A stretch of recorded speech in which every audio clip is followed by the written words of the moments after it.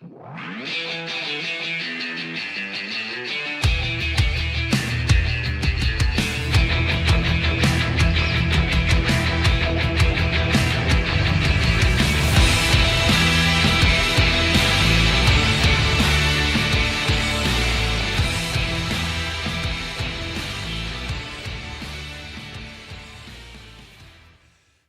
Price from the Nation Network studio here in the historic Wall Center. We're a presentation of Bet365. This is for Tuesday, March 31st, 2026. Check out Bet365's 3-goal early payout. When your team goes up 3, you get paid. It's that simple. Download the app today. Must be 19 plus. Please play responsibly. Matt Sakaris with Blake Price, 4-time Juno Award winner Mike Rogerson, hitting switches and conducting things here on this Tuesday, the final day of March in the city of Vancouver. You always lead with Juno Awards for Mike Rogerson. I think you should lead with log rolling every time. Log rolling world champion? Yeah. Okay, we can do that as well. Yeah. 2-time provincial basketball champion as well. Grade 2 chess champion. Oh, hey. Do you have any curling Get a exploits? ribbon for that? Do you have any curling exploits or no? Oh, boy. You know that old expression? March comes in like a lion and goes out like a lamb, or vice versa. You're a weather nerd. What do you call this, Blake Price? Is this a lion? Is this a lamb? Is this somewhere in between? This is a little weird. April showers bring May flowers. We'll see if that ends up coming true here as we are set to turn the calendar. But this has been a very palatable last week and a half after the dreadful mid part of the month, obviously. Yeah, it's been relatively peaceful here weather-wise over the last week or so. So well deserved. I did scrape a little bit of ice off my windshield yesterday. It snowed. Cold. It snowed at my house. Yeah. The dryness has been. Are you still skiing? Are you going to get out skiing again this year? My MLS schedule is picked up. All my buddies have been on the group text. We got to go skiing this weekend. Yeah. So skiing's happening for another month or so, but I don't know if I'm going to be able to find time. Vail won this year. I got the season pass, and I will not be able to outpace the price. I was supposed to play golf with a friend a couple of weekends ago. He goes, you know what, man? He's like, I hear there's great snow at Whistler, and I got to use up the rest of my pass. That's it. Let's start with our daily poll question. Would the departure of Patrick Allvin be enough change for the Canucks this offseason? You can vote yes, you can vote no. Do so at the Canucksarmy Price X and YouTube channels. Now, we always say interpret the poll questions as you see fit. I do hope people understand we're talking about managerial and coaching staff change there. Clearly, there will be some change with the roster. There always is. Mm-hmm. We are asking this because Nick Kyprios has reported and wrote about it for Sportsnet.ca. In Vancouver, there are strong suggestions that change is coming, but to what extent remains unclear. Until there's a better understanding of Jim Rutherford's full commitment to a rebuild, things remain fluid. Either way, I hear Patrick Allvin doesn't expect to survive past this season. And it's a good first point by Kyprios in terms of Jim Rutherford at his age. Does he have the wherewithal? Does he have the desire at 77 years old to see a full rebuild through, which certainly is going to take him past his 80th birthday? Should he be the guy seeing a rebuild through, or at least starting the rebuild if A, he's not going to see it through, or B, he put them in this mess to begin with? Kent on Twitter responding, he is Rutherford's boy. Came as a set, should leave as a set. And those of you in the YouTube chat, that super chat button is always available to you. Hit it, make your donation, half proceeds to the BC Mental Health Foundation, and we will get it read on the program. Look, we have talked about it for some time, Blake, that Patrick Allvin is probably the easy scalp here, that Patrick Allvin is probably the most dispensable of the on the management side, whereby you can show your public you are doing something right. Oh, we're making change. We're not going to take it anymore. Alas, I do think Patrick Allvin would be a bit of a scapegoat because, of course, the big decisions are Jim Rutherford's. He's had both hands on the wheel here. In a lot of cases, Allvin makes suggestions. Rutherford makes decisions.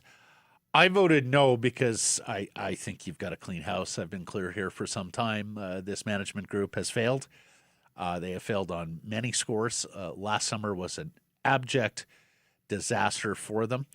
And needless to say, this coaching staff has not gotten the best out of their players, and the young players have not only not developed, but in a lot of cases taking a step back. So I'm for a full house cleaning here, and I guess I voted no, I should say. It is not enough of a change for the Canucks. No is the safest vote here, but here's the devil's advocate position is it's a good-looking draft next year.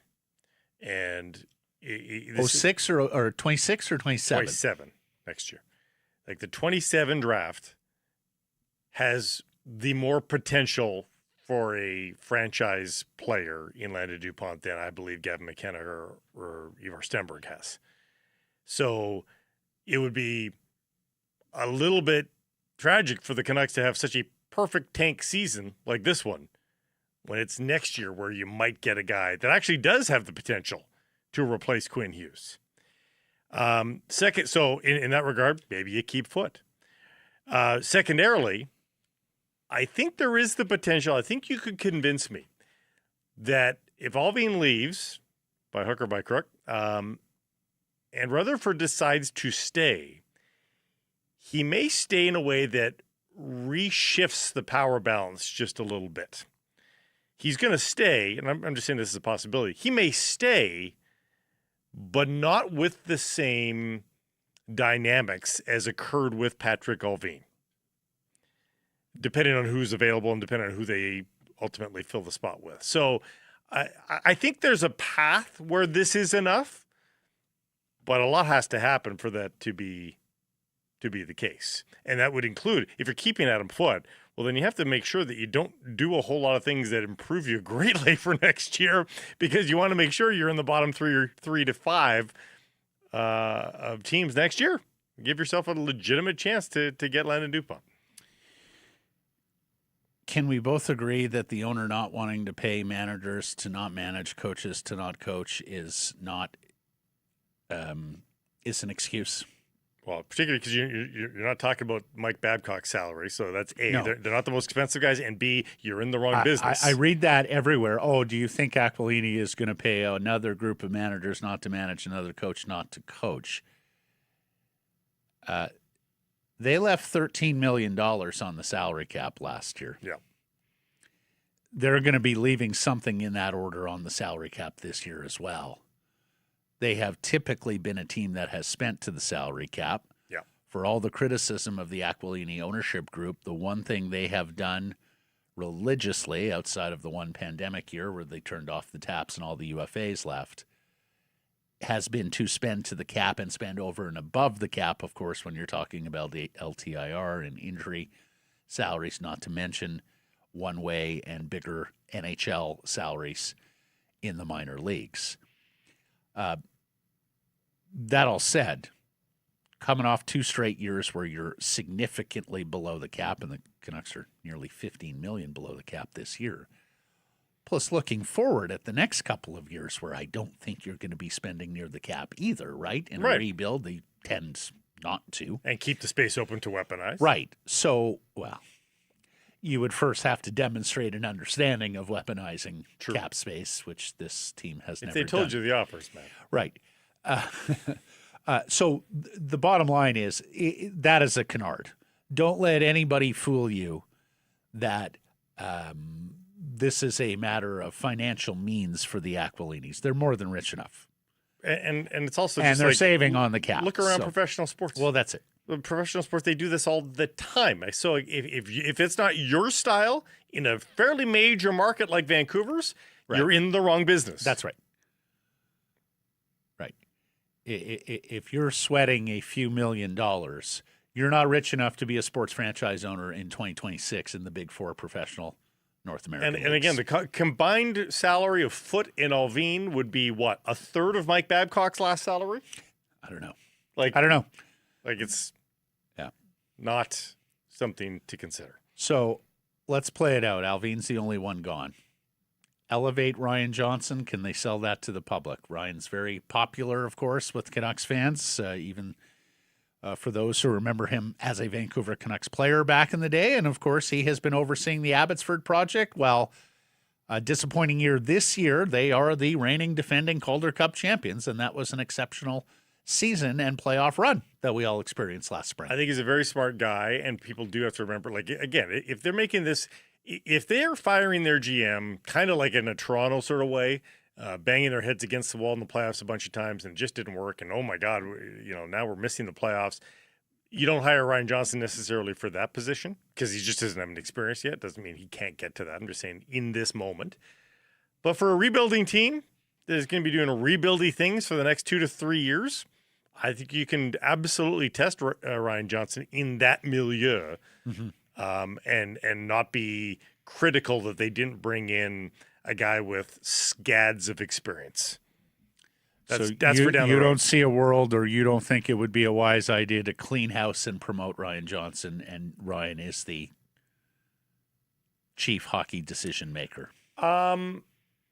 I don't think I would get on a soapbox if that happened. I think it's more structured for success, probably, if they have a guy with experience like Rutherford alongside a guy like Ryan Johnson.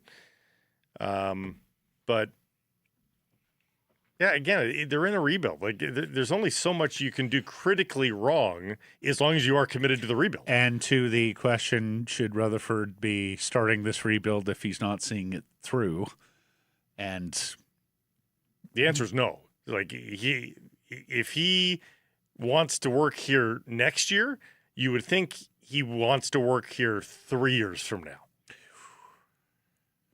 And if that's the an answer, awful big commitment for a 77-year-old. I mean, he has talked about this too, about his future and his age and it all coming together. Like, it was supposed to be rebuild the organization, hand it over to Patrick Allvin in good standing, take your bows, and ride off into the sunset with your Hockey Hall of Fame ring and leaving the Vancouver Canucks in a good place. That is now several years away, Blake, and it likely isn't going to include his handpicked deputy, Allvin. 80-year-old presidents aren't a trending thing right now. I would suggest they stay away from that. Proof of concept these days. There is a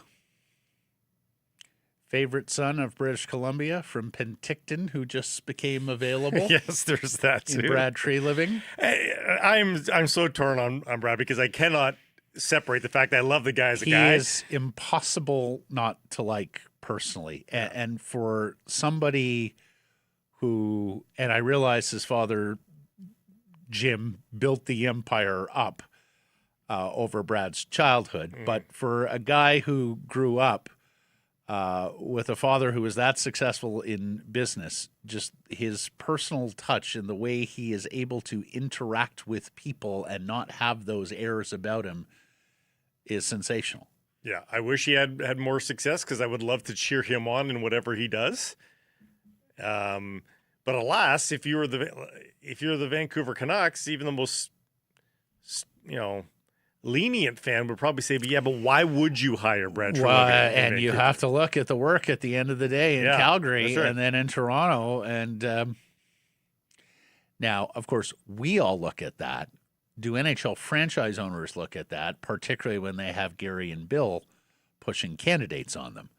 Like, Jim Rutherford's recent work in Pittsburgh was getting all sorts of criticism, and he got hired here. I'll say this too, Matt. Like, Toronto should have been better the last couple of years. Well, they should have been better even this year. Yes, Blake. That's what I'm saying. Like, Like, I don't look at what he did there and go, well, he made this huge mistake. Brandon Carlo was a huge mistake trade. Yaletown kid has turned into a good player, and they gave prospects away as well. probably got too aggressive in terms of what they traded in terms of young assets the last couple of years. But that was out of to try and desperation because uplift. the cornerstone players weren't seemingly carrying the day. Like if the corner, and I'm including Marner in this because he had Marner for a couple of years. Like if Marner, Matthews, Nylander, Riley were all doing as we thought they would do, that should be enough. And the peripheral players would just They even be had fine-tuning. goaltending one year. They were terrific in goal. Was it last year or the year before? Yeah. So I think he gets bailed out a little bit maybe from some of his colleagues around the league by when they say, hey, I didn't have any problem with that roster as I saw it at the beginning of every year. Yeah. Anyways, you can vote at the Sekeres and Price X and YouTube channels on the poll question. Patrick Allvin. Would the departure of Patrick Allvin be enough change for the Canucks this offseason? Vote yes or vote no.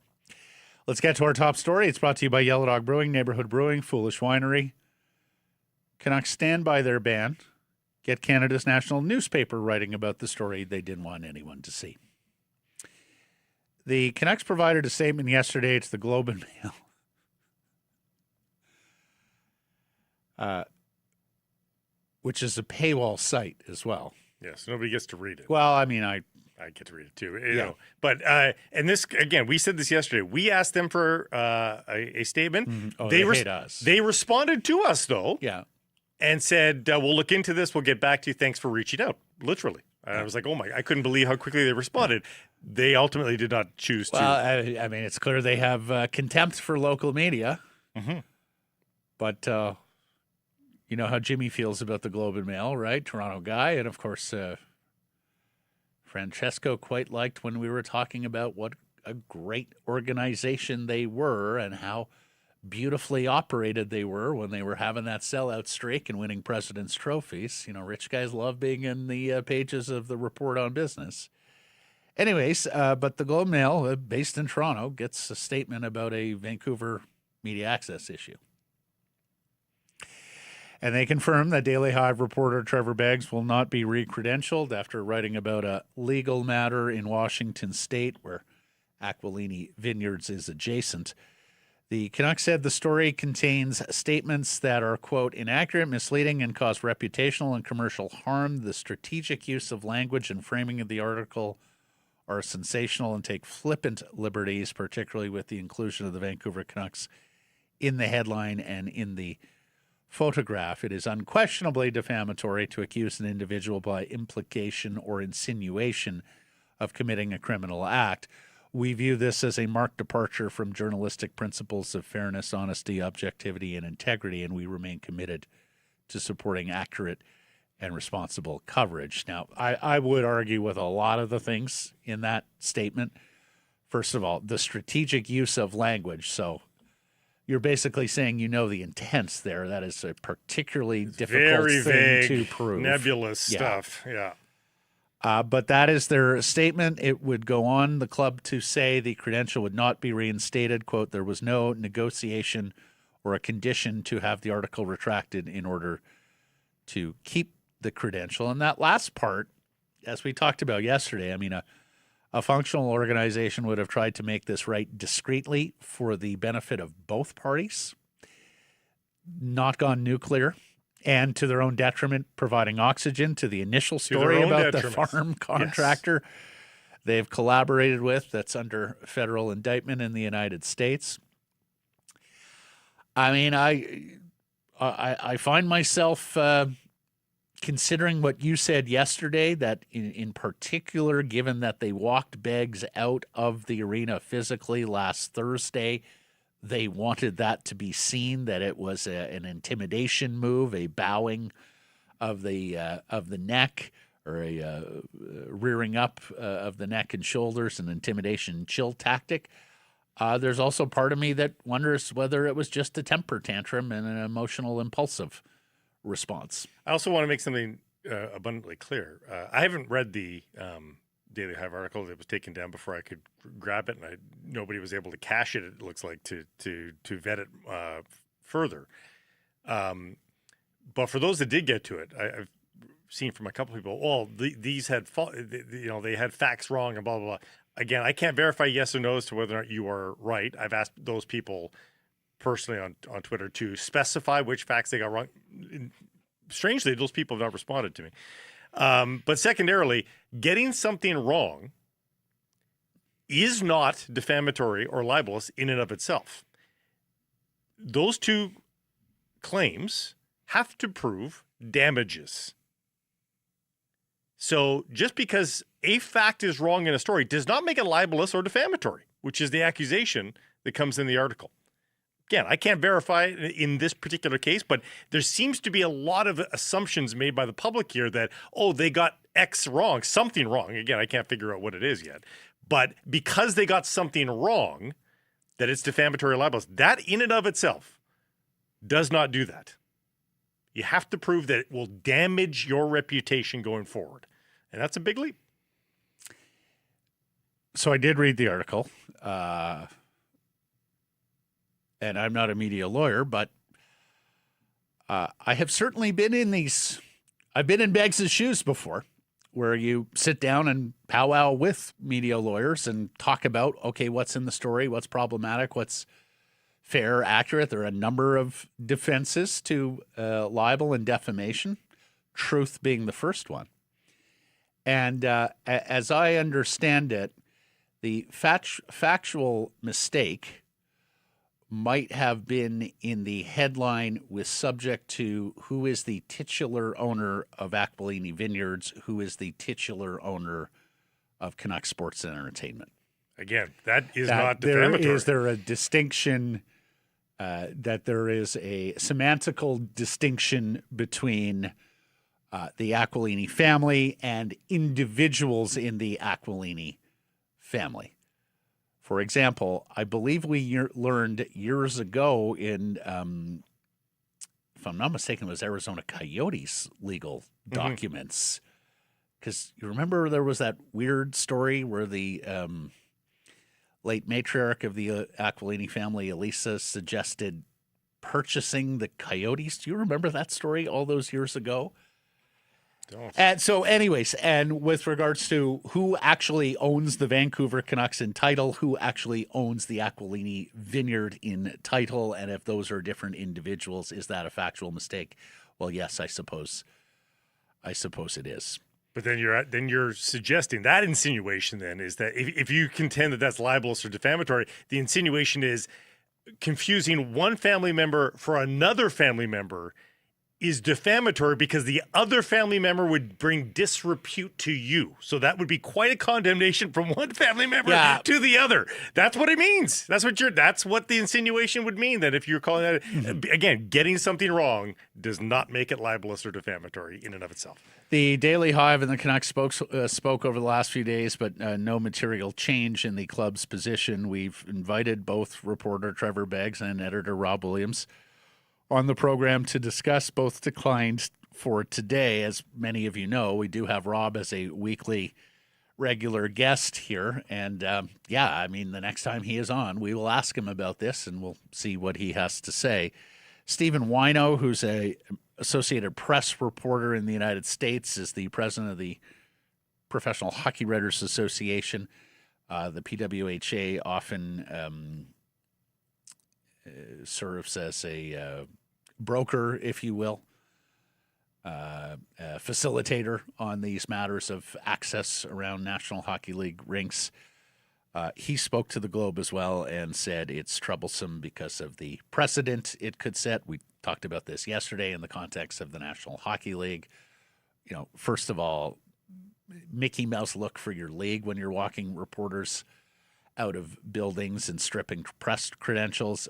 But secondly, obviously, if you're Gary and Bill, don't get any ideas for the other clubs, because these are not headlines we want to read. These are not negotiations and discussions and debates we want to have in the public because of just how small time Mickey Mouse it looks. So, and of course, if you missed the initial story, what the other thing that we're sitting here trying to reconcile is that it is far more benign with regards to the Aquilini involvement in it as it is for a agricultural contractor down in the state of Washington who is the company under investigation, federal indictment. Yeah, if you miss it, it's a company called Harvest Plus. It's accused of bringing Mexican agricultural contractors into the country through fraudulent means. Some of these workers wound up at the Aquilini Vineyard in Washington. The U.S. government alleges that Harvest Plus workers at the vineyard were, quote, forced to work in unsafe working conditions, including extreme heat, at times without drinking water. The allegation goes on to say Harvest Plus workers were exposed to pesticides, not provided gloves or safety equipment, weren't paid for days missed. A VP of the vineyard told the province they had no knowledge of these allegations, saying there were, quote, no health and safety related complaints, human rights complaints, or L&I claims on the basis of any of those allegations against Aquilini Vineyards. Aquilini Vineyards recently underwent a comprehensive DOL audit, Department of Labor, unrelated to Harvest Plus, and received no citations or penalties. So very important to note, Aquilini Vineyards is adjacent to this indictment, not subject of it. It is in no legal trouble at the moment. And Harvest Plus, of course, remains innocent until these claims by the U.S. government are proven in court. That's all they are right now. Simply allegations from the U.S. government. And here we are. Yeah. And again, if that story is published and does not receive the attention because of the Canucks, I don't know that it gets to be a very well-read story, to be quite honest. I think you're quite right. And I think if you pull the reporter and editor aside quietly and say, hey, you've got something wrong in the headline here. We don't appreciate the photograph that's attached to it, and here's why. It insinuates that we're under investigation. And you explain yourself. Yeah. And you're dealing with grown-ups on the other side, and I can assure you that Rob Williams, at the very least, I don't know the totality of the hierarchy there at Daily Hive, but I can assure you that Rob Williams is a grown-up. I would bet that you would get some cooperation in terms of fixing the story and fixing the headline and using a different photo. You said this about the Canucks on so many different occasions with regards to the business quietly side. into the night. Adults in the room is a problem. If anybody even notices the changes. Mm-hmm. Instead, you kick a hornet's nest where, again, Canada's national newspaper is writing about this. The AP writer, I believe Wino's based in Washington, in his role as Professional Hockey Writers Association, he's being asked for comment on this. It's gone across the National Hockey League. Every market knows about this now. Didn't have to be that way. This is the organization that kicked the broadcasters off the charter because they thought they were going to leak to other members of the media. I can assure you, John Shorthouse has not leaked a single thing in his entire career to anybody. There are better ways to go about it, but this franchise chooses not to. Month of April is upon us. That means new sales from Yellow Dog Brewing, the High Five Hazy IPA. You get into the hazies when the weather gets better. 4-packs, tall cans, on special for the month of April. Look for it on sale at your private and government liquor stores. Canucks lose 4-2 in Vegas in Evander Kane's 1,000th NHL game. The Vancouver native celebrated with the game's opening goal. Alas, the Canucks could not hold the lead. That stubborn second period. We'll get into that in a moment. First of all, here's Evander on scoring in his 1,000th game. It was nice to have the support of all the guys. They were excited for me, which made it special, and obviously getting the first goal of the game. It was a little cherry on top. So it was nice to be able to have a nice moment in that milestone game, and again, just a special moment. Yeah, sure was. Great feed by DeBrus too. Yeah, not known for his good setup goal. ability. Very good goal. Yep. Saucered it over. Somebody mentioned to me Evander had his kids at Rogers Arena recently, and absolutely, that's one for the time capsule. If you're playing in your 1,000th game, you want to be involved in the box Yeah, score. absolutely. And it would have been better if it's the game winner, but that's a tall ask in this team right now. So I think you settle for an individual accolade, and he got that. He becomes the 9th player to celebrate his 1,000th game in a Canucks uniform, 420th skater, 424th player overall to reach 1,000 games. He also came dressed for the occasion. Always styling when he's not in tracksuits, that Evander. Here's his tailor showing off the wearers because, quote, Team Photogs didn't get it in the best light, Blake.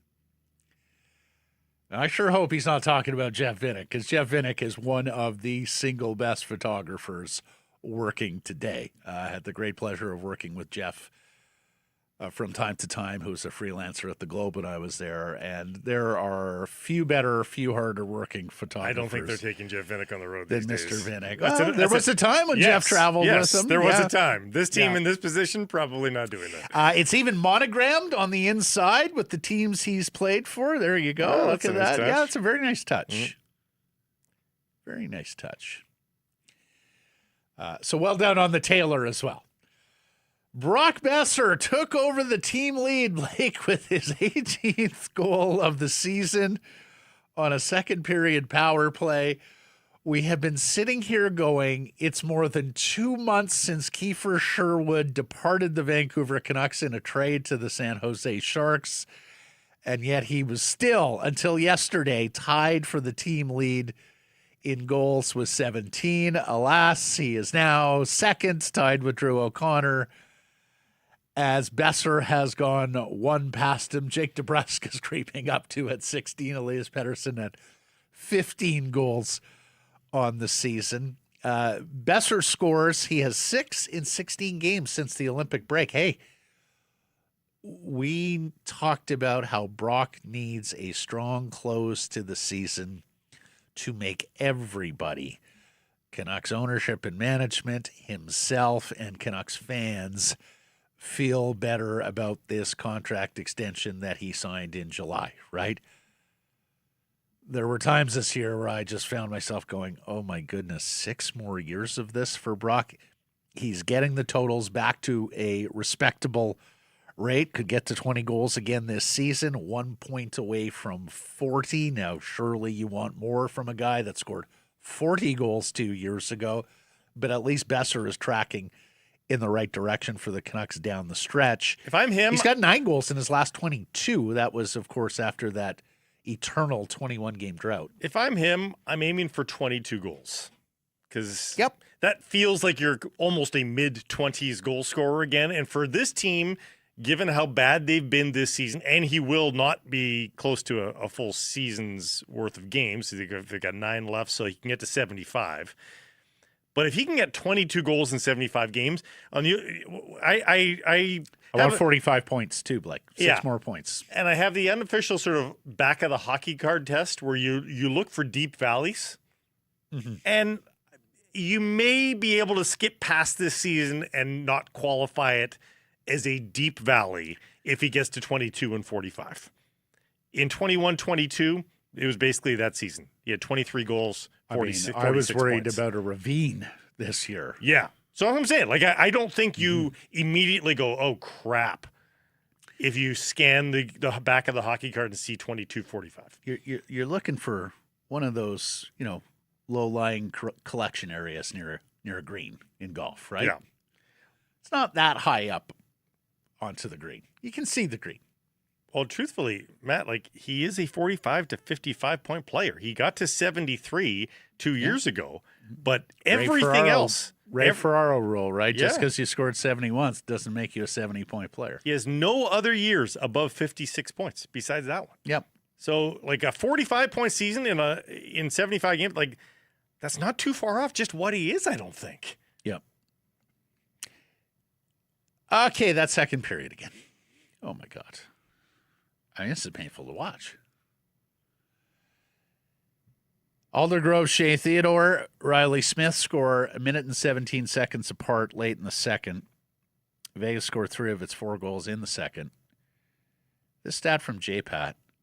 The Canucks have now allowed at least one second period goal in 19 straight games. You've got to go back to the 2-0 win over the Anaheim Ducks on January 29th. 19 straight games. That's a quarter of an NHL season.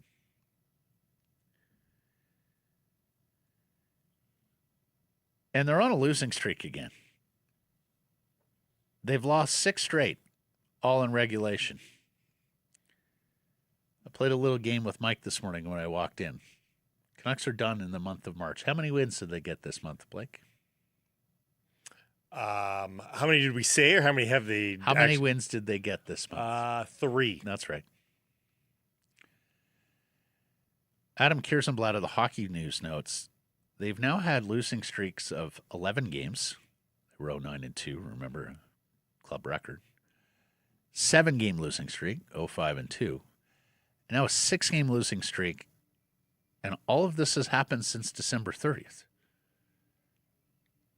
The first 3 months of the season, there wasn't a losing streak like this. In the last 3 months, there's been 3 long ones. And by the by, they're into Colorado tomorrow. Avs put up 9 on the Flames last night. It's why... And then it's a quick turnaround to Minnesota and Quinn Hughes on Thursday. It's why I still think it's okay to pick apart how bad this team is. Yes, did everybody want them to get the best odds in the draft lottery? Absolutely they did. But they are still measured in weeks away from when they last wanted to make the playoffs. Like, that's the thing. Like, you don't have to, right to the Hughes trade, and maybe even for a few days after they won four in a row. I would bet after that 4-game win streak, every single person in that room thought, no, we can still make the playoffs. I bet you that was the case. Well, you wondered whether they could be better because they had a number of NHL players who were inserted into the lineup. Granted, losing a superstar, but they were so deficient at center ice. I meant in terms of ability to get 30 seconds. They were too good to get 30 seconds. Not in terms of making the playoffs. Oh, from that point, yes. The point, playoffs would have been done. But at the time, we were sitting there going, okay, well, they got a legitimate NHL center here in Marco Rossi. Not to mention William and Ogren. Who were playing almost every night. Mm-hmm. And were better than the alternatives that were on the roster at the time they made the trade. Yeah. But then they traded 3 other veterans and the wheels. And I think on a night-to-night basis, Matt, I still think you can make the accusation. It might seem unfair to others, but I still think on a night-to-night basis, some of the veterans and maybe even some of the young players, they're not 100% into it. And I don't. No, although the effort here and the effort in Calgary were good. They were. Yep. Yeah, every night to say muster. Every guy's in, that's a tough thing. That's a tough thing. That is fair. That is fair. Especially now, like they are the tragic number is 1. It's 1. Like they are going to be the 32nd team in the NHL for sure. Here it is, as Tyson Cole of Canucksarmy notes. All eyes on Chicago now. If they beat Winnipeg, Vancouver will officially lock up 32nd spot and the best odds to land the first overall pick in the National Hockey League draft. You've got Winnipeg in Chicago tonight. And if Chicago wins, that's that. If Chicago loses tonight, then Vancouver will have the opportunity on Wednesday. A regulation loss to the Colorado Avalanche, and that is that. You're also guaranteed 32nd place. And I've been meaning to bring up Chicago for a while here. And every year is different in the NHL. This year, the mushy middle is huge. The sea of Granlund on the team scale is huge because the Chicago Blackhawks are an improved team. And when you think about what the Canucks might be next year or the year after, the Chicago Blackhawks are like Chicago has to be ecstatic. Because they are better. They're not. They're angry. They thought they'd be better this year. I know. Once they've gotten over that, though, they're going to be ecstatic because they are better. They are a better team this year. They are. And they're going to have the second best odds to win the draft lottery after all of that. Like, they are headed in the right direction. They've got traction in the ground. Not a ton, but there is traction there. And they still have a very good chance of adding an extraordinary player at the draft. To me, that's what the Canucks can hope for next year. Have a semblance of, okay, there's direction here, semblance of traction, but still be god-awful. Or not even to be god-awful, but still be near the bottom of the... the Blackhawks are 7 games below 500. They are not god-awful. They're bad, but they're not god-awful, and they're still going to get the second best odds in the draft lottery. That's perfect for me if I'm the Chicago Blackhawks. Blackhawks are 17 points clear of the... Oh, is it 17? Yes, 17 points clear of the Canucks. The other thing we noted, just looking at the standings page again, the Canucks are now down to minus 90 in goal differential. Chicago's minus 52. That's a big difference. Yeah, 38 goal difference. To Blake's point, right? Like, it's a cavern between the That's two. a cavern. Okay, lastly, wanted to get this in. Elias Paterson is chasing an NHL record for block shots by a forward. Adam Kirsenblatt with the news. 14 more to break the all-time record set by Alex Tuck. 113. He's got 100 block shots on the year. And why is that notable for Alex Tuck? Because I'm going to bet that was done as a Buffalo Sabre. I don't know for sure, but I'm going to guess that's right. And that's because bad teams need to block shots. Because they don't have the puck. And Alex Tuck, guy with a bit of a defensive conscience. Oh, sure. Yeah. He was doing everything he could to help his bad team, his bad Buffalo Sabres teams win. And that's what... And you can question... It's a little odd with Tuck. With that? Well, so guys on the golf course were asking me this on Saturday. I know I floated this to you and you poo-pooed heartily, but so Alex Tuck, at the beginning of the season, when things were going dreadfully for the Buffalo Sabres, as they typically do, the Sabres went to Alex Tuck and said, hey, we want to start contract negotiations. You're in the final year of your deal. Alex Tuck is from nearby Syracuse, New York, so Buffalo's like the home market for him. And Alex Tuck and his representative apparently hit the Sabres with a huge number.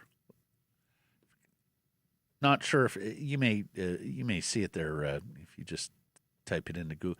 Forget if it was if he wanted the Rantanen money or close to the Rantanen money, but the Alex Tuck camp is firmly aware that he is, well, at the time he was one of the prize free agents. There have been more who have re-signed, and so now he is the prize free agent. Yeah, Rantanen at $12 million, and is it Natchez who got more, Blake?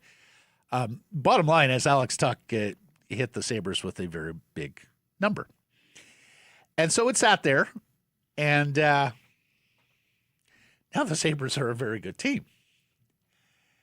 And it may well still be a very big number that they're not willing to come off, but I'm a little surprised that he hasn't yet re-signed, given that you went through the horror of Buffalo for however long he went through the horror of Buffalo.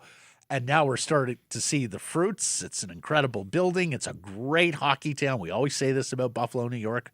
Pound for pound, the best hockey market in the United States. You're from nearby, and yet still stands to be a UFA. And he came up earlier in the season for us because his wife's from Vancouver. And you know how British Columbians love to come back to British Columbia, Blake, particularly if they have spent some years in Western New York, and especially some winters. And happy wife, happy life. Yeah, exactly. Blake knows this. He was all set to be a Toronto sportscaster, Bristol, Connecticut, ESPN. Here we come. Right, Blake? Here I am. Then they missed BC. I'm with this guy. Exactly. Second best option, right? You could have been with all those ESPN guys. Instead, you got this schmo. Anyways, Tuck, interesting name to watch here. Might test the Canucks rebuild plan. Yeah. Oh, Alex Tuck wants to come here because his wife's from here. Let's give him $13 million a year. We won't need the cap space. Doesn't fit our model at all. Doesn't fit our timing at all. We've got a couple of super chats here that I want to get to. So thank you to those of you who hit that button and made your donation to the BC Mental Health Foundation. This is from Jeff in terms of, is Allvin enough change? Hell no. Foote needs to go. Allvin is JR's protege. Firing Allvin and keeping JR is just a PR stunt, and fans won't be fooled. Yeah. I think that will be how it's taken. Rutherford's Q rating is higher than Allvin's in the market. First of all, people like straight talk Jimmy and the honesty that Rutherford has provided in talking about things like the Miller-Paterson feud and other matters. Didn't love the Quinn Hughes wants to play with his brothers, but for the most part, they have quite liked it, particularly in the early going when straight talk was so difficult to get from the Canucks over a period of time with Ackling and Benning, and even previous to that with when Linden was here. But I think remember Trevor didn't want to say the word rebuild, and then finally was saying the word rebuild, and that wasn't what. I think he's been guilty of changing the goalpost at times, though. Oh, for sure he has. For sure he has. And I think he's a part of that. He's tried to pull wool. He's tried to pull wool, and he contributes to the paranoia inside that organization as well. I think at times. Yeah. Well, and the thing is I think Jimmy has learned a harsh. You ain't in Raleigh anymore. You're not going to be able to message the same way you did in Raleigh and maybe even Pittsburgh in a Canadian market, in a smart hockey market like Vancouver. And, of course, Allvin really sewered himself when he dropped that, we're going to retool it a little bit here in a hybrid form, because that was just mealy-mouthed nonsense that nobody in this market wanted to hear. Was there another one, Mike? Yeah, from Free Petey. For the culture and not the terrible hockey, you guys rock. Oh, thank you. That's very kind. We will Hey, read we're just here day after day. Blake hates anniversaries and birthdays, so we don't really mark them all that much. But next week does mark 5 years for us here in the digital space, independently on our own. So. Yeah, we thank you for that. Yeah, and of course there was nearly a decade on radio before that, so 15 years he's been suffering me. It's on ESPN, but...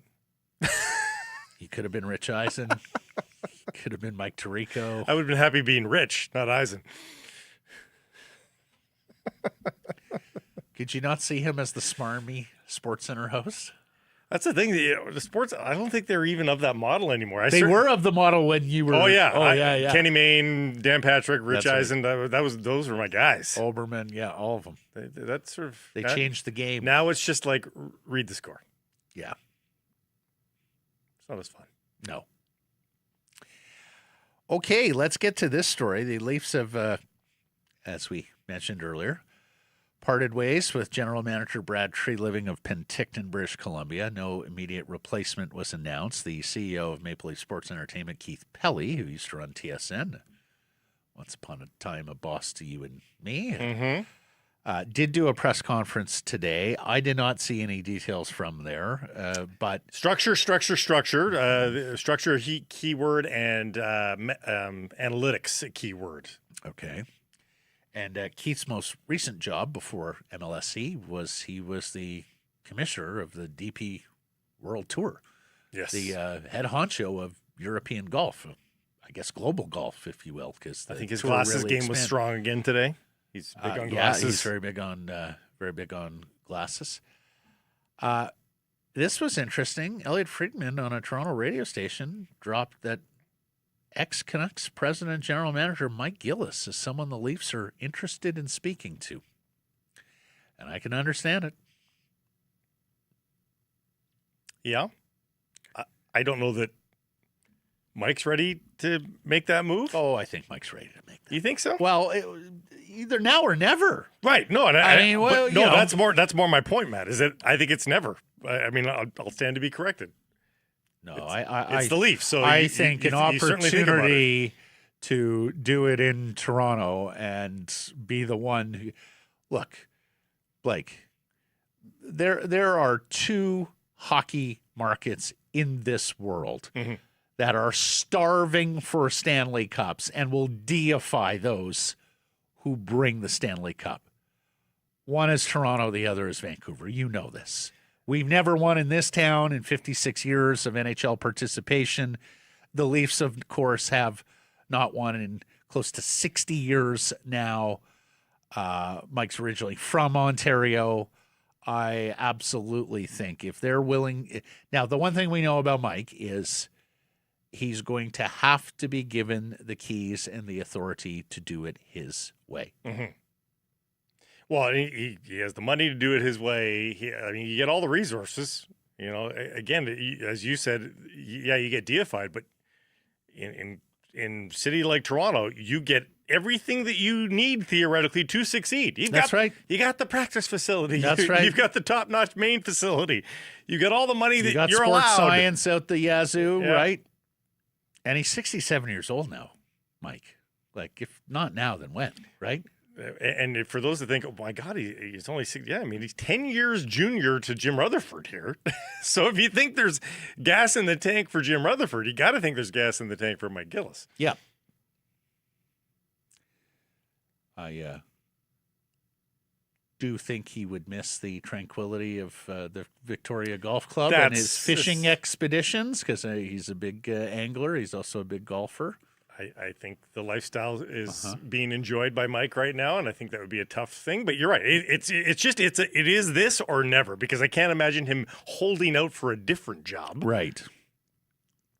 Like it's a pretty good gig. What right here? I was thinking about this the other day, even before his name came out. Oh my God! Imagine if Francesco wants to flip the script and get some good PR and get people in this province feeling bullish and warm about the Canucks again, reach out to Gillis. With only the late Pat Quinn in his company in terms of most successful general managers of the Vancouver Canucks. Because I think, like, in the however many years it's been now, since they fired Gillis, first of all, he was absolutely right. It was time to rebuild. Ownership didn't want to hear it at the time, and a decade plus later. Where would we be now? Yes. A decade plus later, they're finally come around to it. And B, people remember that era of Canucks hockey extremely fondly. Okay, you lost Game 7 of Boston in 2011. But you were the best team in the NHL for 2 straight years. Yeah. Wasn't particularly close the first year, too. I mean, they led in virtually every metric. Yeah. Like the road record traveling from Vancouver, British Columbia, one of the furthest outposts from any other NHL market, was sublime. Club record. You were leaders in the industry of sports science.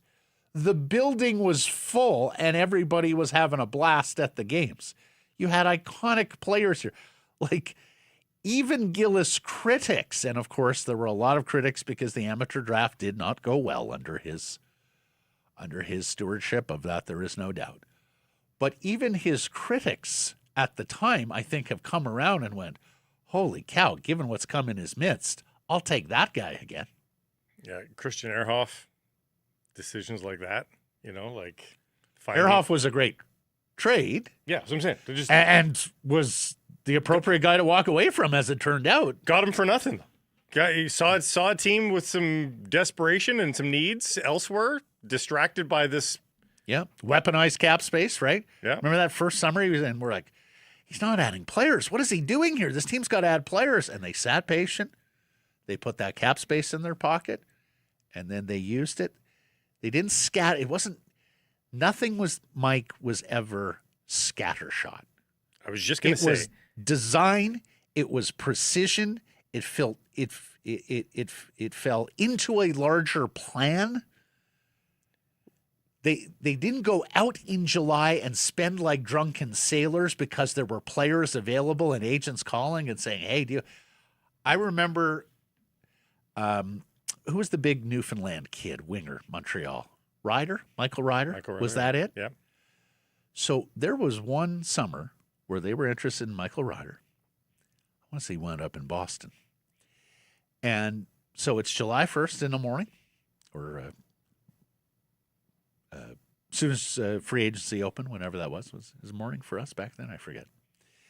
And I know someone who was in the Canucks room at the time, and they were interested in Ryder, and they had a price point, and Ryder's agent came back and said, "Oh, we need this much more. It was an extra year, or maybe an extra 250, 300K, whatever it was." And they're putting the screws to the Canucks, and Gillis just walked away. And like people in the room were stunned because in their experience, hockey GMs didn't walk away. Once you're down the for road, such a small, you're yeah, staying exactly. down the road. We're pot committed. Yeah, Okay, we'll give him an extra. He was like, no, that doesn't fit into the master plan. And here's what we've earmarked for that player in this role.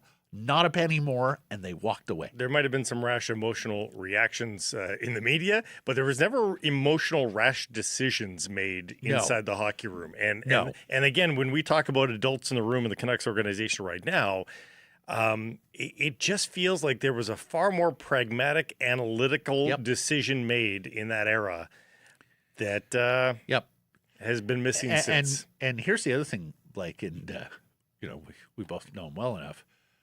While Gillis himself isn't the biggest people person, doesn't have the huge outgoing personality. Is more a quiet intellectual than he is a big gregarious personality. Mm-hmm. Holy fuck, did they understand people? Under their own roof, yeah. Yeah. Mm-hmm. Like, they understood, look, Kessler and Burroughs need extra attention. Kessler and Burroughs are going to push it too far. We have to bring Kessler and Burroughs in from time to time and tell them, hey, guys, this no can do. They didn't manage the Twins like that. They didn't manage others in the operation like that. They sort of had a tailor-made approach to managing people down to every player, every coach, every employee in the hockey operations department. And do you know what else is the most enduring part, I think, of those guys now that we've heard from since? They acknowledge mistakes. Well, that's the other thing. And for the longest time, Mike was not quick to do that. No. Needless No, to that's say. been a maturation part for him. But like, for example, your relationship with him. Like, at one point, it was not good. No. I mean, he'd come on our show. He'd say, hello, Matt, as though Blake wasn't here. I mean, it was... And we started having fun with that. Blake's here too. Hi, Blake. And I have some regrets from that era as well. Yeah. But we've both admitted our mistakes and there was a truce. Yeah. And you wonder if there's a lot of that in the Canucks organization. And I know there's a lot of people that say, "Oh, he's been out for so long," and I get that. Yep, that's legitimate. Like, you'd want to see how up he is on the current NHL. But on the flip side, I even see a positive there too, because, as you know, Mike's used this time wisely. Like, he's gone out to study athletics and organizations and structures and things like that. So there's part of me that goes, oh, gosh, like Gillis 2.0 could be even better if he applies all the learnings that he's I bet he doesn't have a fine tooth comb through the league right now, but I bet he's got at least a quarter of an eye, if not a half an eye in the league. I mean, there was a time, and this was several years ago, there was a time he was still up on it. I would call him at night. What are you doing? I'm watching this game. Okay. Anyways, we'll see where it goes. But the Leafs could do a lot worse than Gillis. Frankly, so could the Canucks. So could this team, yeah. Dollywall reporting a priority will be extending Zeev Buium's contract, perhaps even the max 8 years, while 8-year terms are still permitted. Remember, everybody, the 8-year term is going the way of the dodo bird in September. It will be a 7-year max term when re-signing your own free agents, a 6-year max term when re-signing when signing other teams' free agents. For many, this is an opportunity and a window to maybe get a young player under a longer-term contract at a good price point for you in terms of the average annual value. We have had this discussion with Zeev Buium in the past, Blake. He's under contract next season. He's not an RFA until next summer. He's club controlled until 2032. That's when he's a UFA. The Canucks have time, and they should use it. He's a good-looking prospect, but this management team has signed some shockingly bad extensions. And best let this one marinate, even if it costs you a higher AAV somewhere down the road. And look at Jay Fresh here. He concurs. Mike, do you have the tweet as well or just the graphic there? Because I just have the graphic. oh, okay. Because Jay Fresh captained this by saying, might want to see if you have an NHL player first. 3% on defense wins above replacement. I guess like that's not ideal. You need to use the year that you have. And, the 8 years and getting good value at the back end of that contract sounds like a great idea until you have Jesperi Kotkaniemi. And that was an offer sheet, so there's a different MO there as to how that contract arrived on their books. But the result is ultimately the same. Yeah, you had a super young player on a long deal, and now you can bet the Carolina Hurricanes would do anything to get out of that deal. Yep. And you need to make sure you have a player before you do Yes, you do. And lastly, The Athletic has published its first ranking of 2027 draft prospects. We're going to talk about this with Dave Hall coming up of Canucksarmy, fine prospects writer. But these are names that Canucks fans should get to know. Now, we've spent some time already talking about Landon Dupont, the right shot, potentially generational defenseman from the Everett Silvertips, a Calgary boy. And Alexei Joseph, the big center iceman playing in the Quebec League. We've even talked about Privalov, the hulking Russian winger who came close to setting a scoring record this year in the Russian Junior League. But Blake, look at all the centers, man. Count them up. Senor. So many. Oh, my centers. goodness. This is the year you want to look for a center, right? Look at how many centers are there. Now, look, things will change between now and next June. Some of these folks will fall down the list. There'll be others who come up and replace them. But that's 15 centers of the 25. I mean, an extraordinary number. I'd still and be very willing. few defensemen, too. Next year, for now, looks like the year if you need a center. Or you get a franchise-altering defenseman potentially. So, Yep. if you get inside the top 5 or 6, you're going to have an unbelievable choice of centers, or potentially you get Landon Dupont. Like it's a pretty important draft. Yeah. Let's get to our menu. It's brought to you by Greta. Fantastic spot to catch all the games, home and away. To pregame or postgame, you are mere steps from the arena or the stadium. And, of course, they would like to encourage you to bring your next private event to their establishment. They have a private riser in the back of the room. It's ideally suited for a private party. You're surrounded by screens. You can watch whatever you want. You got a bar back there for quick and easy service. You, of course, have the arcade. Greta's known for its arcade and its delicious menu of street food. Try the Smash Burger. To book your event, for more information, go to gretabar.com, Greta 50 West Cordova. Let the games begin. We will talk to Jeff Patterson here on the game last night. Also, we had some colleagues in Calgary talk about unethical tanking on the Canucks part. No. This is the real McCoy. Did you see the Flames score last night? I saw the Flames score last night. But what I'm saying is they looked at the score on Saturday, watched the Canucks, and went, oh, my God, that team has thrown it in. That was improvement from what we had seen previously. So we'll talk to JPat about that, about Evander Kane, 1,000 games, about the Daily Hive matter, sadly. We'll also talk to Dave Hall of Canucksarmy on Canucks prospects in terms of push from below, Abbotsford, who he wants to see here before the end of the season. Also, they have a nice cache of prospects right now in the Ontario Hockey League, in the OHL playoffs. So we'll talk to Dave about that, as well as those college free agents that they brought in, and sneak peek at that 2027 NHL draft in the Athletic ranking later in the program. A very big day of footy ahead. Italy and Bosnia-Herzegovina on the pitch right now. The winner plays Canada. Canada's in action as well. And big news from both Blue Jays and Mariners camps. Pitching is important. This early into the baseball season, all that is coming up.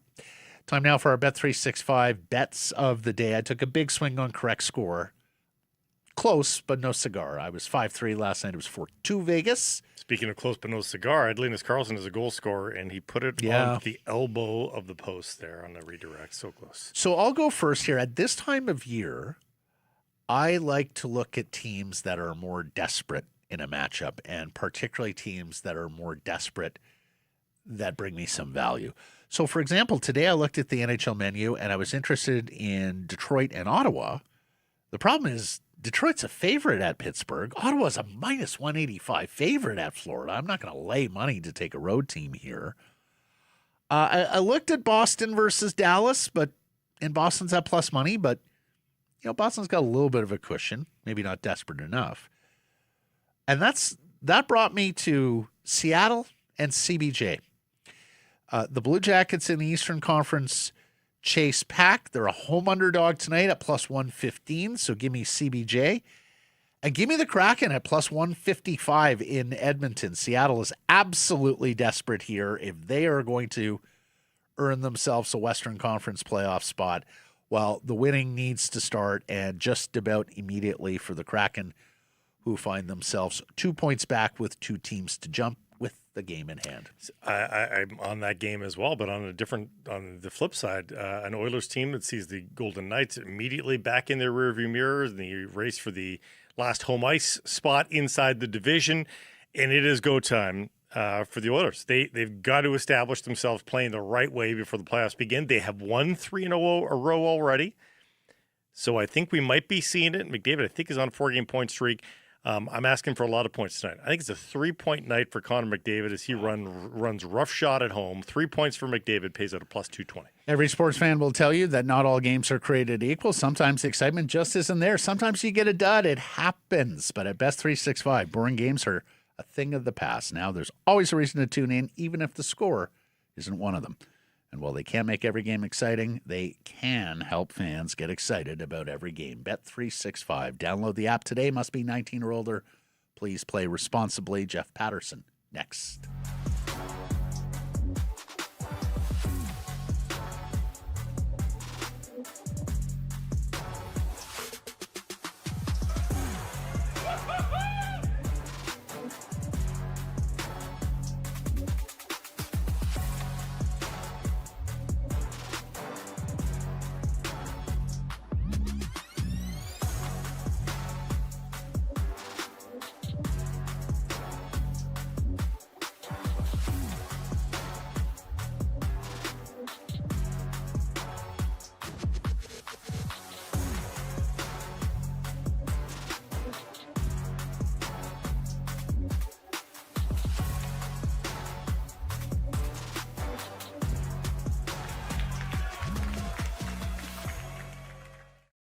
Secures and price from the historic Wall Center. As my cooling system light comes on, my service due light comes on, I begin to look enviously at other cars on the road. And you know what keeps catching my eyes? The Toyota Prius plug-in hybrid. This segment brought to you by your Pacific Toyota dealers. And with Red Tag Days deals on right now until May, man, it's time to pull the trigger on the Toyota Prius plug-in hybrid. I am sick of going to the pumps. I am sick of the broken down car that I'm driving. I am ready to make the move. You should be too. Go take one for a test drive. ShopToyota.ca and get a fabulous deal on the hottest car on the market. $108 for me this morning to fill up. And you don't drive a massive car.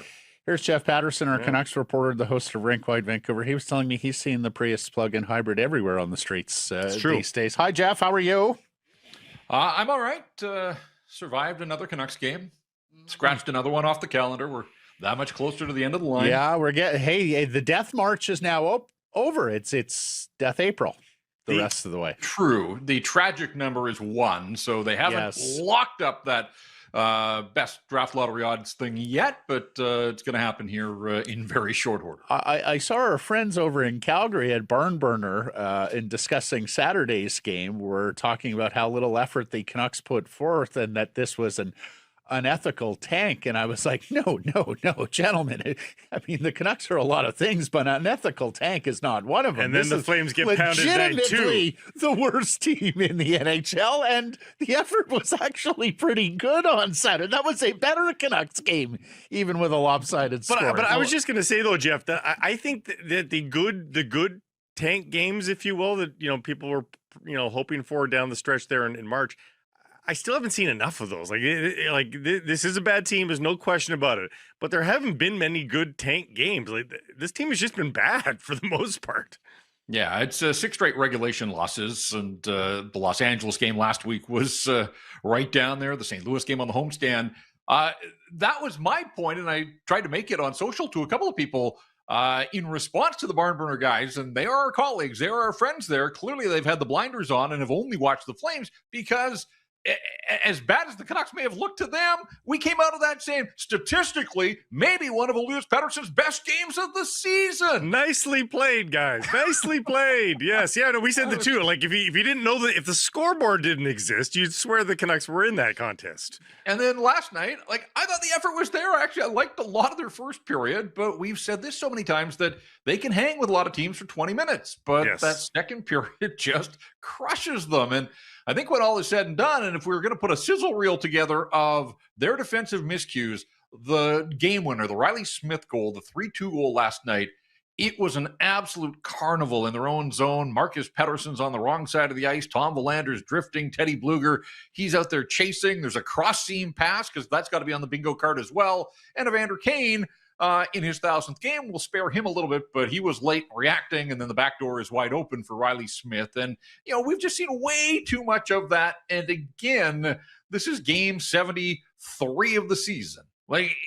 This should have been addressed after game 3 and 4 and 5. And here we are, game 73, inside of 10 to go. And we're still seeing those same sorts of defensive breakdowns and just the absolute mayhem in their own zone. So I don't anticipate that it's going to get a whole lot better here heading into Colorado and Minnesota. And then, of course, they come off the road, guys, and you got a hungry Utah team that's among the fastest in the National Hockey League, and that one's not going to be easy either. So it is fair to ask if there's a win left in the final 9 for the Vancouver Canucks. And the atmosphere and the lack of stakes also makes, I think, it plays with players' decision-making a little bit, because ultimately they know there's nothing on the line in any one contest. And, I think about DPD chasing the hit there on the end boards that turns into a goal.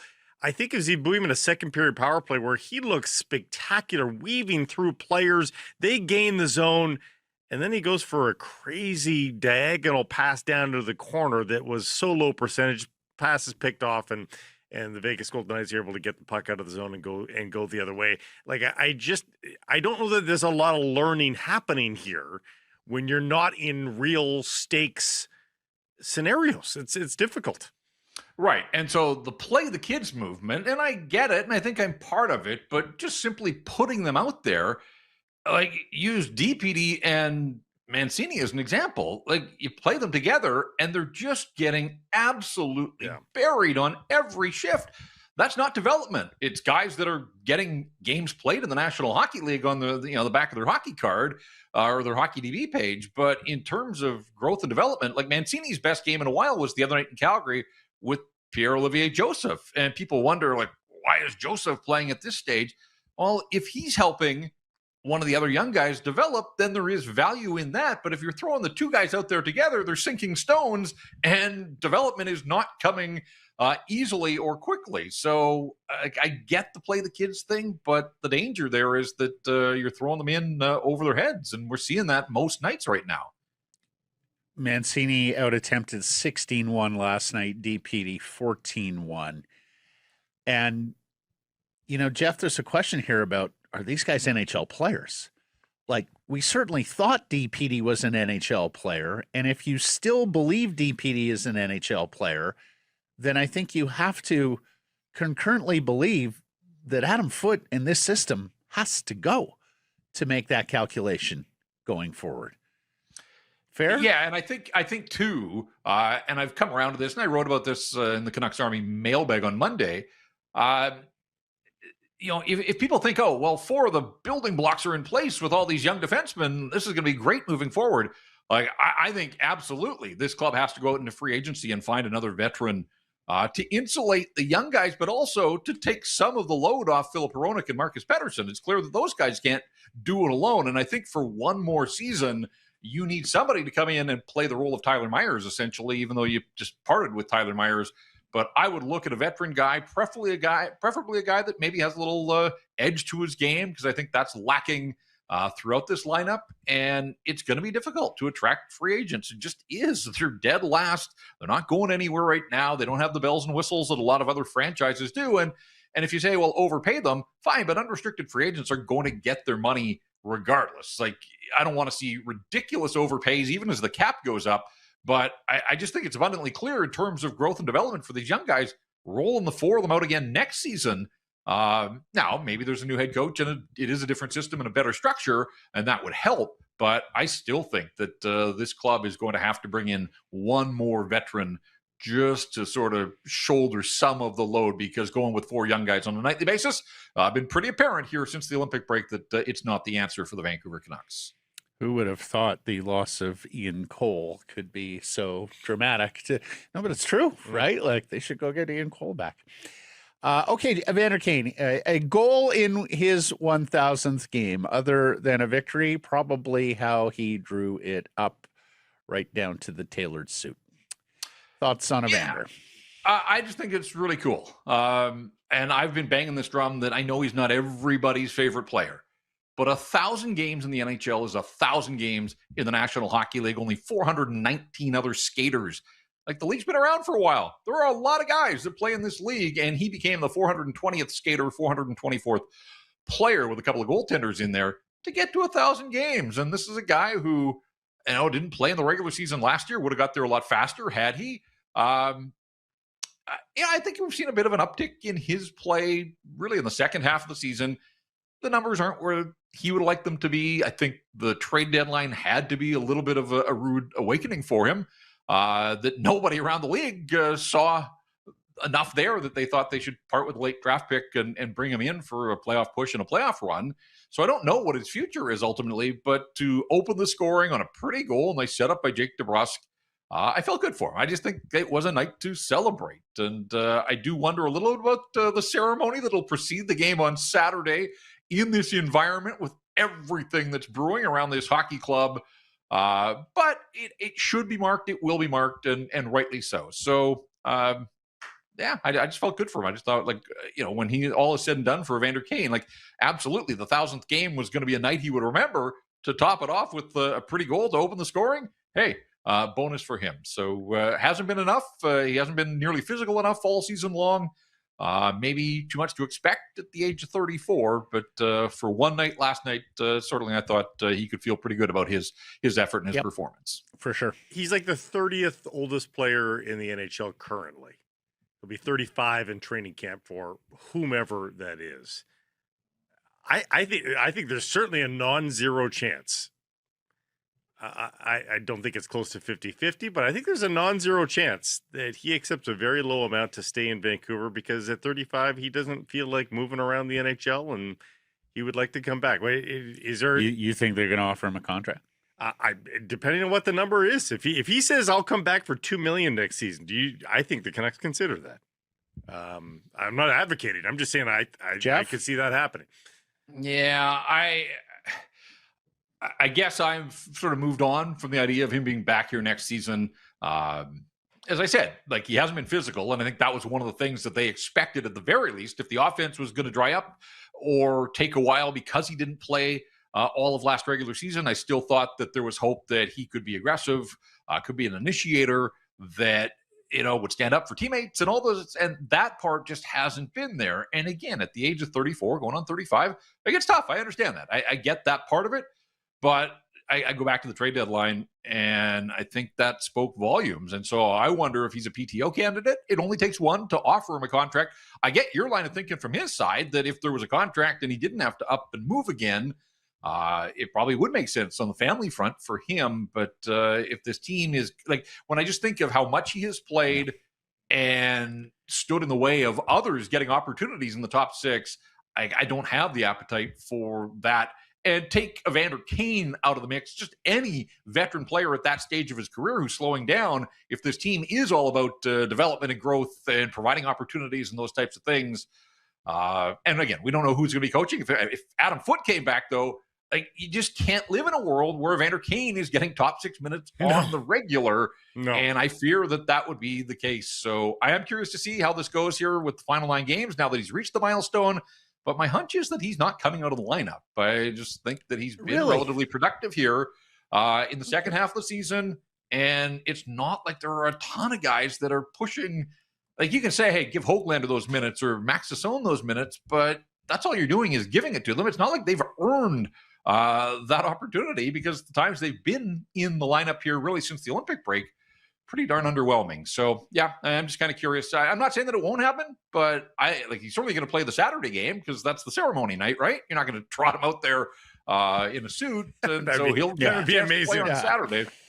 So it's 5 points in the 12 games in March for Evander. It's 6 points over the last 16 games going back to February and pre the Olympic break. I was interested to hear you say that, and of course, here's where push from below matters, right? And the Canucks don't really have great push from below, at least in the forward group, Jeff, with Lekramaki hurt right now.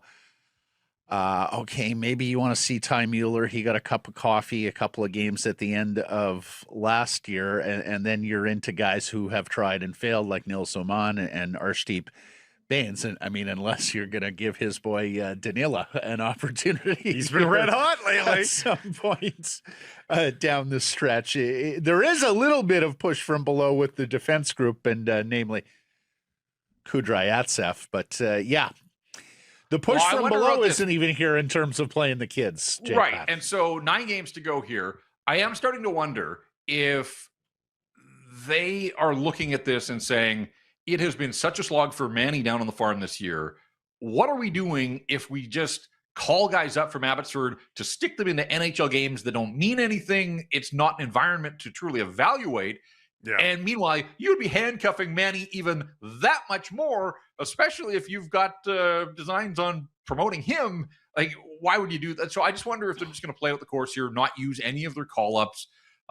It's not like anybody in Abbotsford has absolutely kicked the door down and said, I need to play in the National Hockey League. And so I just wonder if they kind of run out the string with the rosters that they've got at both the AHL and NHL levels, of course, unless there are injuries that require them to bring somebody up. It's really too bad that it's that bad down on the farm, too, because last year was a nice mix. Last year at this time, they're surging like they were the best story. And so it actually behooved them to send players down there because there was a good atmosphere. They're both on fire atmospheres right now. Like it is a little dog meme. Everything is fine. Yeah, there's really no safe place to put the kids right now. No, I hear you. Jeff, let's move on here to the future of Patrick Allvin, Canucks general manager. And yesterday, Nick Kyprios writing that in Vancouver there are strong suggestions of change coming, and that he hears Patrick Allvin doesn't expect to survive past this season. Your reaction to that, and then our poll question is asking, is departure of Patrick Allvin enough off-season change for the Canucks? Well, when you have overseen a team that has gone from 50 wins and 109 points to dead last and may not add to the 50 that they have accumulated this season in the span of 2 years, it's pretty tough, I think, to look in the managerial mirror and think that you've done a decent job here. So I've believed for a while that heads are going to roll. It's just a question of whose and how high up the food chain. If it's Allvin and only Allvin, I suppose that might appease some of the fan base, make him the sacrificial lamb here. But I think we all know that Jim Rutherford still calls the shots and the buck stops with him. And so while he could bring in another underling who might have some different ideas and views of the game and all of that, fair enough. But if Jim is the guy and he remains on the job, then really how much change are you truly affecting here? So I'm a little surprised to hear Patrick, the reports that Allvin's telling people close to him that he's not expecting to be back. So I don't know if he's been told that or it's been indicated or implied to him, but I was surprised at that part of the report. But ultimately, again, these guys are dead last. What they have done here is rip this team to shreds. And so, yeah, I mean, job security is fleeting in these positions, and especially when you roll as poorly as the Canucks have all season long, like I'm not going to be surprised if there is some degree of change. It's just a question of how much. GMs and coaches are getting fired already. You made reference to the possible promotion of Manny Malhotra for next season. Where's the majority of your confidence right now? In Adam Foote returning and Manny Malhotra returning, or somebody else? Oh, just watching them defensively on a nightly basis, like I just don't think you can run this back. But I've heard others say, like, if you move off Adam Foote after 1 year, like that is such an organizational failure that you would be looking at. I mean, I've lost count, but if you go back to Alain Vigneault at the tail end of the 12-13 season, I mean, that's 13 years. And I think you'd be looking at an 8th head coach for the Vancouver Canucks. Like, we used to mock the Edmonton Oilers for running through a coach, forget coach of the year. It was coach for a year.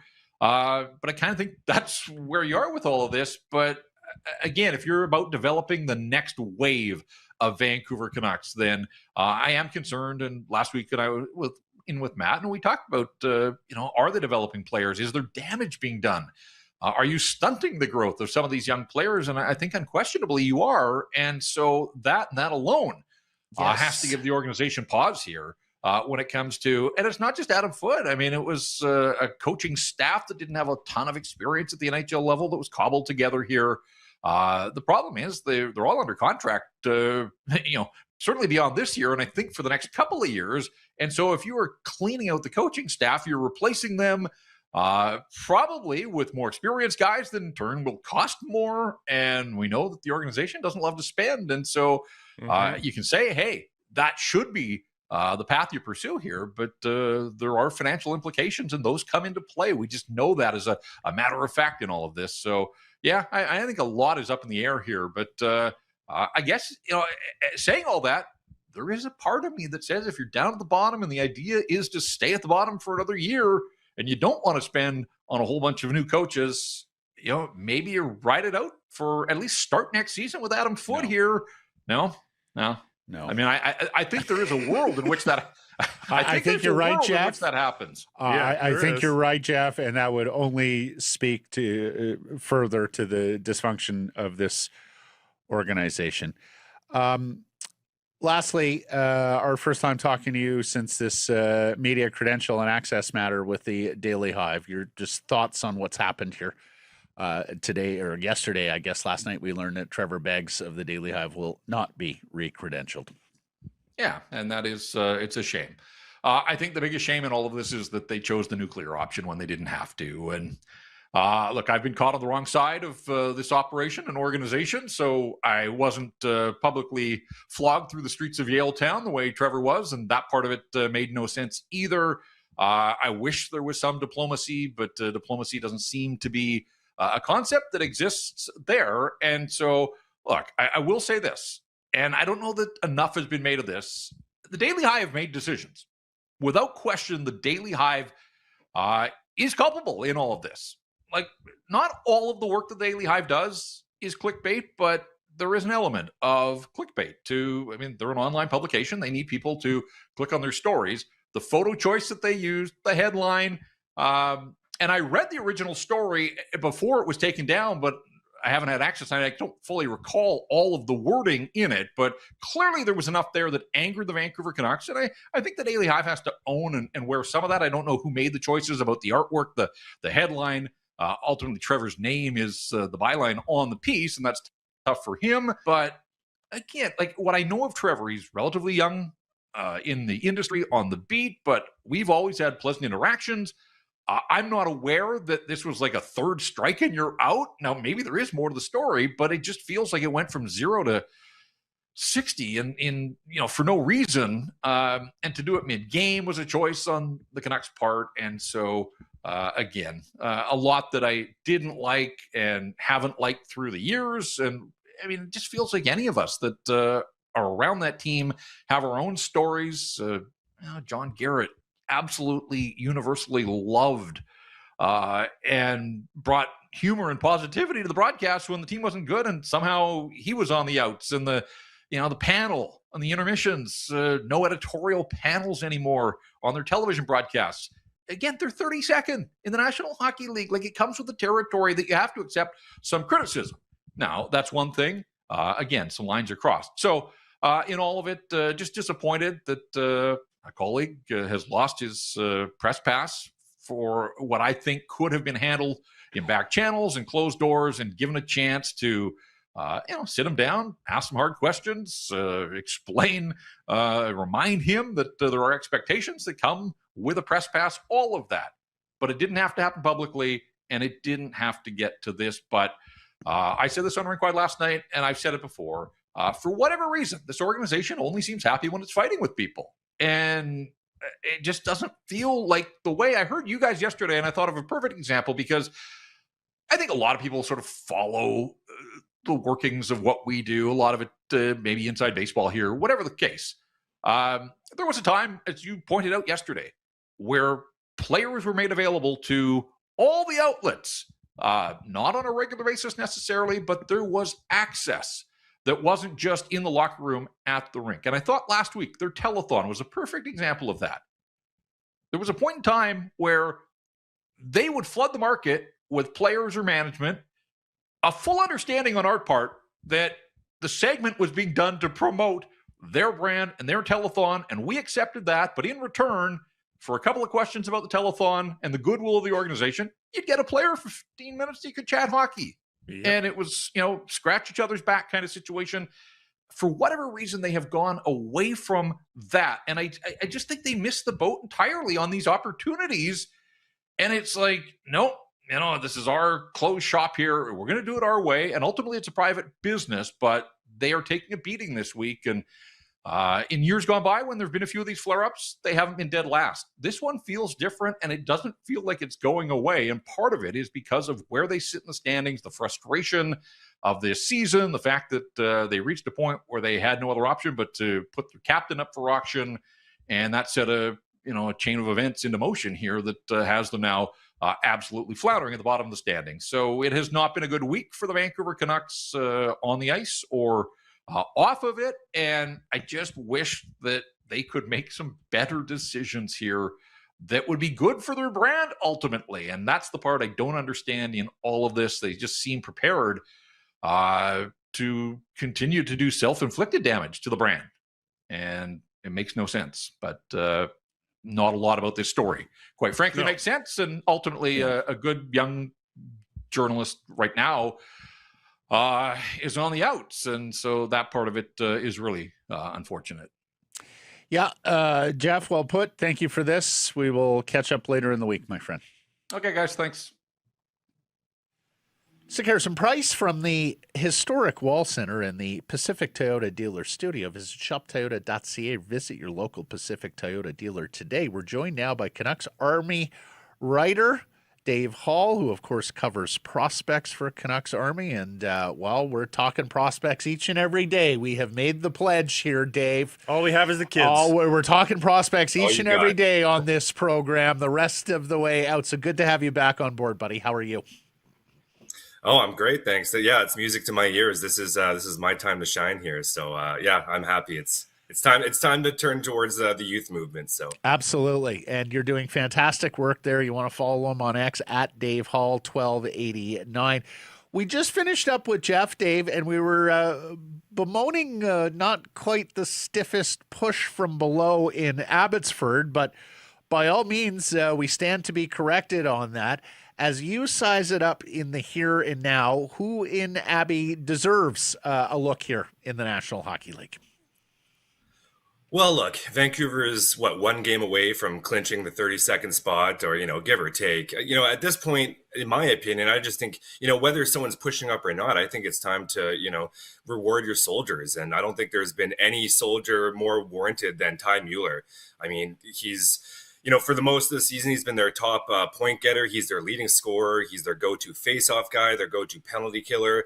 I just think at this point, there's no harm in, bringing him up for this last, 9-game stint or, however many games you want to give him. And just to kind of see what he's got. We saw him late last season, but, it'd be nice to give him, a couple game stretch here just to see what he's got. He's not projected to be, a heavy hitter at the NHL level. But like I said, he's been their go-to guy for everything down in Abbotsford. So I think at the very least, Ty Mueller Wheeler should be up there. And then you got on the back end. I do think Sorry has had a really good rookie season, but I do think, he's a little bit young. You might as well let him stew in the minors. But I think if you're going to bring anyone up, it should be Kirill Kudryavtsev. He's, he had a long injury stint there, but he's back now and he looks as comfortable as ever. He's just a smart defensive player. He's not, an empowering defenseman by any means, but he's incredibly smart, uses a real active stick. And I just think he's been their go-to guy for pretty much this entire season, the entire 2-year stretch. So I just think he's their guy. And you just hit on attributes that maybe the young defensemen that are with the Vancouver Canucks aren't exactly exemplifying in terms of safe defensive play, smart defensive play, smart sticks. Totally. Like nobody's saying that, and that's not to throw William and Wielander and DP under the bus, but those are some of the things they're struggling with. So maybe to see a defensive player that is defensive and making smart decisions, albeit non-offensive, and I mean, he's not incapable offensive, but that might be an interesting little twist to a call-up here. Yeah, exactly. And, that's not to say he's not going to run through his own, trials and tribulations once he hits the NHL level. But, of course he's not perfect. But, no one is. And there's no better time to try it out and see what he has and maybe show a few of these kids what he can do on the back end. Because I agree. There's been, especially with, DPD, there's been a lot of, defensive issues coming from the back end. And I just think this is the perfect time to slide, a guy who's been, arguably your best defenseman for 2 straight years now. That includes, probably one of the better defensemen in the entire Calder Cup playoffs last season. Give him a little run here and see what he can do at the NHL level. At the very least, maybe he pushes for a spot in training camp next year. Has Ty Mueller been down the middle exclusively this year for Abby? Because fourth line is hardly set in stone. Ratu has not covered himself in glory here. Yeah, I mean, the season's been, full of bumps and bruises throughout the season. So Manny Malhotra has done a few, different combinations throughout the year, but he's definitely their guy. He's their go-to face-off guy. He's their top face-off guy. Him and Chase Water kind of battle for that role. But he's been a center the entire time. And I think there's, the fourth line role is kind of what he's meant to do because he is that kind of all around defenseman or a center rather that can chip in on the offense. I don't know if the offensive pedigree is really going to translate to the next level, but he's that type of fourth line role player. So like I said, this is the time. Get him up. It's time. Yeah, I think so. The other thing we're tracking, and I know you are as actually. Let me ask one more Abby question before we move on. I saw you tweeting a couple of weeks ago about Ty Young, the goaltender, and the season that he has had, including what was a pretty good stint there after he got recalled from the ECHL. Tell us about Ty Young's season down on in two farms. It's been a weird one because, he kind of, I don't want to say he came out of nowhere last season, but, we're talking about a 20-year-old who could have maybe returned to junior, but didn't really have a home in junior. So he comes up to the AHL and, he had a respectable season last year. So it was encouraging. And then this year, not to pile on him at all, but, it was tough. He was not only giving up juicy rebounds, but he was even struggling with that first shot. So, he goes down to Kalamazoo, has a pretty encouraging stretch and then calls up. And his first 3 games were solid. He finally got his first win of the season after his 8th start. And he put up a nice little stint there. And, now I believe it's been 3 games of losses. But, at the same time, in Abbotsford, they're not giving him much in front of him. So it's been a nice, it looks like he got a nice little reset in Kalamazoo. And, I've heard a couple people in the market say that might not be a bit of a shock considering, Ian Clark does have a couple ties. He does go down to Kalamazoo. So, it's something to take note of for sure that Kalamazoo seems to be the place to go to, get that reset and, get some wins under your belt and get some confidence. So I still think he's tracking to be an intriguing prospect for them. He's only 21, so he's still got a long road. But, the starting of the season definitely it resembled what we thought we might get last year. And he just kind of shocked us. So, at this point in the season, you're throwing stats out the window. That includes Eero Patera. Like stats are just not a thing you're watching. So you're looking for the small victories. And I think Ty Young's done a good job at, getting those since he's been back. Could use some small victories for Alexei Medvedev down in London, the second round goaltender who apparently has lost his starting job. Dave, talk to us about his season and what's transpired here of late. Yeah, it's been a wild one. Like tale of two seasons by every definition. The first, I believe it was the first 15 games of the season. He was probably the best goalie in the OHL. Extremely encouraging start for an 18-year-old goalie navigating through his first starting job. And then, around late November, Christmas time, something just tweaked where he had a couple bad games, which just kind of turned into a terrible second half. I think he'll be the first to admit as well that the second half he's struggled. He's letting in 4 to 5 to 6 goals a game, struggling to get starts. It just kind of seemed like, I'm by no means a goalie, whisperer, but it just seems like he has a tendency to get a little wild in the net, which kind of gets him running around the crease where, he's super athletic, but I just think he needs to hone it in a little more. And then on the opposite end, you have a 20-year-old Sebastian Gatto who, kind of like Medvedev, he's not only one of the best, he might be the best goaltender in the OHL in the second half. So, it's just a numbers game. And at this point, London, they're not the strongest team like we're used to seeing London. So I think at this point, the numbers game just kind of, Alexei Medvedev just lost his chair in the race. And, he's only 18 years old. So, in the long run, in the long course of things, I'm not worried. He's still going to, Gatto's going to overage next year. And so, it will be Medvedev's crease once again. So we'll see how it goes next year, but it's, there's no way to sugarcoat it. It's been a tough second half for him. Yeah. And London is down 2-0 to the Sioux in their OHL opening round series. 3 Patersons on the team. I'd love to add a Paterson. How close are we to 3 Patersons and a Paterson? Riley's had a great season, and he's down the depth chart for the Canucks, so he doesn't get a lot of spotlight. But the numbers have been, undeniable for him this year in the Ontario League. So has he become now a bigger possibility in your mind for the Canucks? Well, I think the most encouraging thing is that, he got traded to Niagara last year, and this year Niagara has solely put him up the middle, which is something that wasn't really the case back when he was in Barrie. So he's not only been up the middle, but he's been I'd say Niagara's best centerman the entire season. Decent numbers. I believe he's hovering around the 53% mark. So, decent face-off metrics. And so for me, I think that's the most encouraging spot is that, it doesn't take long to look down the depth chart in the Vancouver organization and realize that if you can play center and you're a right shot center, you're going to get fast-tracked into a role here. So I do expect, Niagara, they're an okay team, but I expect them to be knocked out at some point, and hopefully in the next, couple weeks, so we can get a little trial here in Abbotsford, because I do anticipate him to be a candidate to go up to Abbotsford. He's a 20-year-old next season. He's already signed, so we can't go to the NCAA. So he's going to be an Abby.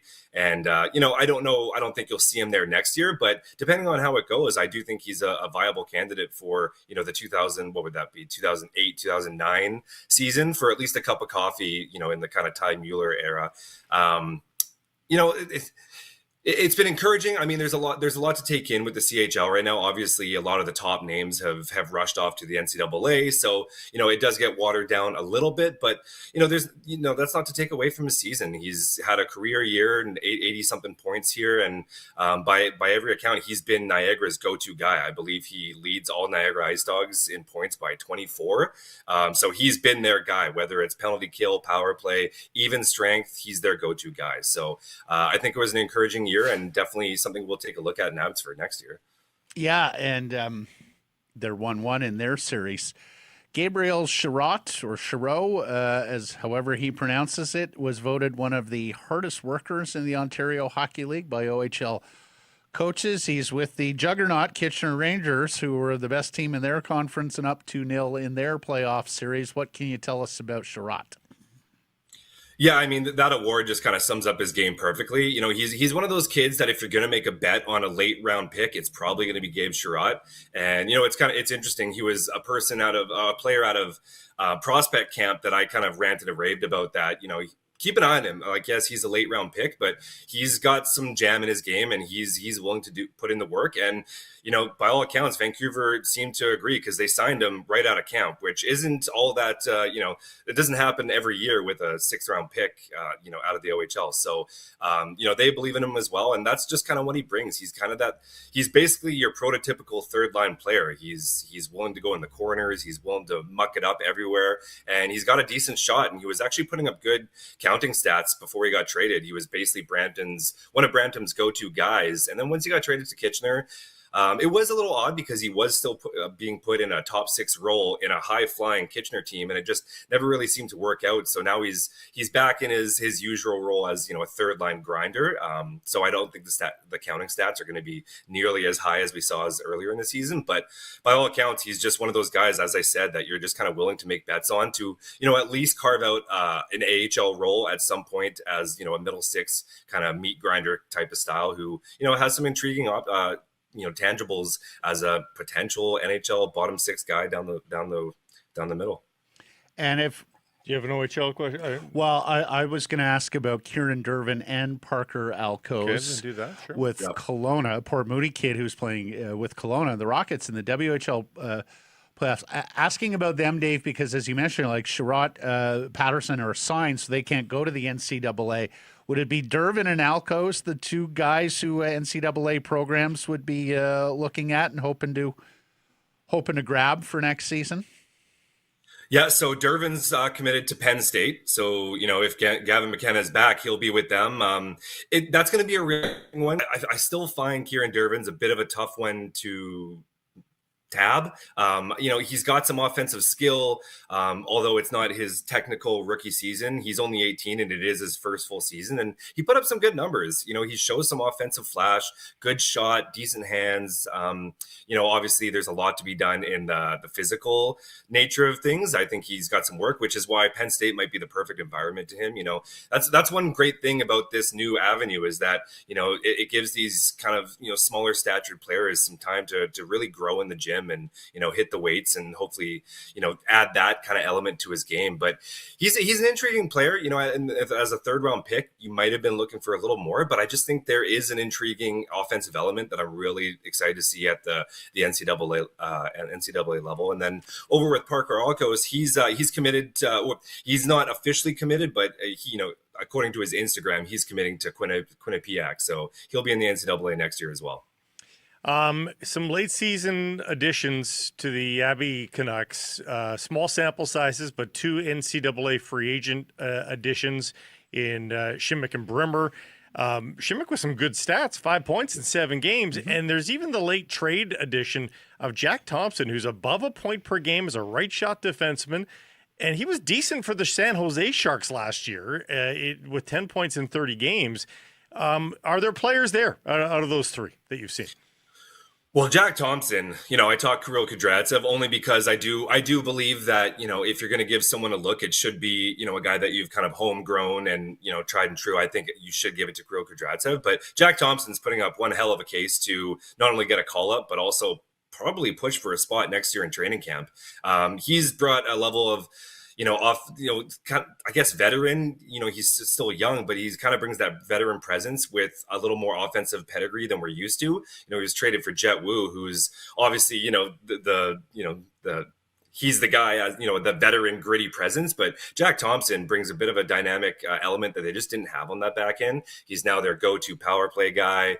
He can skate, he can move the puck up the ice. So, at the NHL level, at least he has been their best defenseman. I believe he now already leads all defensemen in scoring on Abbotsford. And he just brings some elements that just weren't there back when Jet Wu was on the team. So he's a guy that I'm going to be assuming is going to be knocking on the door for a training camp spot next year.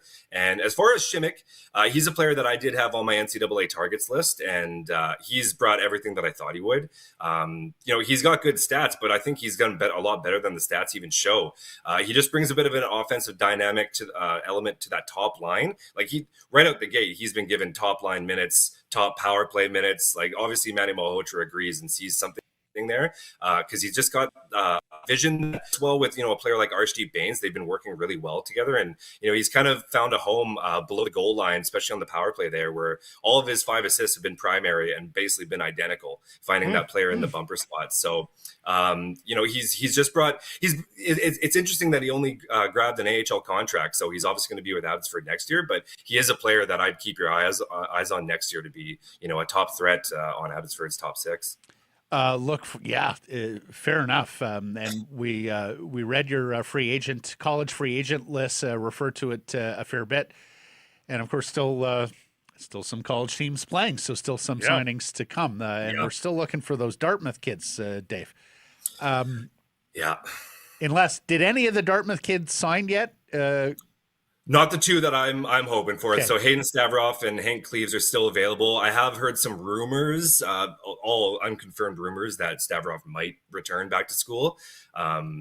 But I think no matter, I think there's teams lining up no matter what right now, because he was the top goal, not only the top goal scorer, but he's got he's one of those guys, kind of like a Colin Graff, that if you're gonna find some untapped offensive NHL upside, he's probably one of the guys. So I think if he is gonna turn pro, I think the list is gonna be long for teams waiting for him.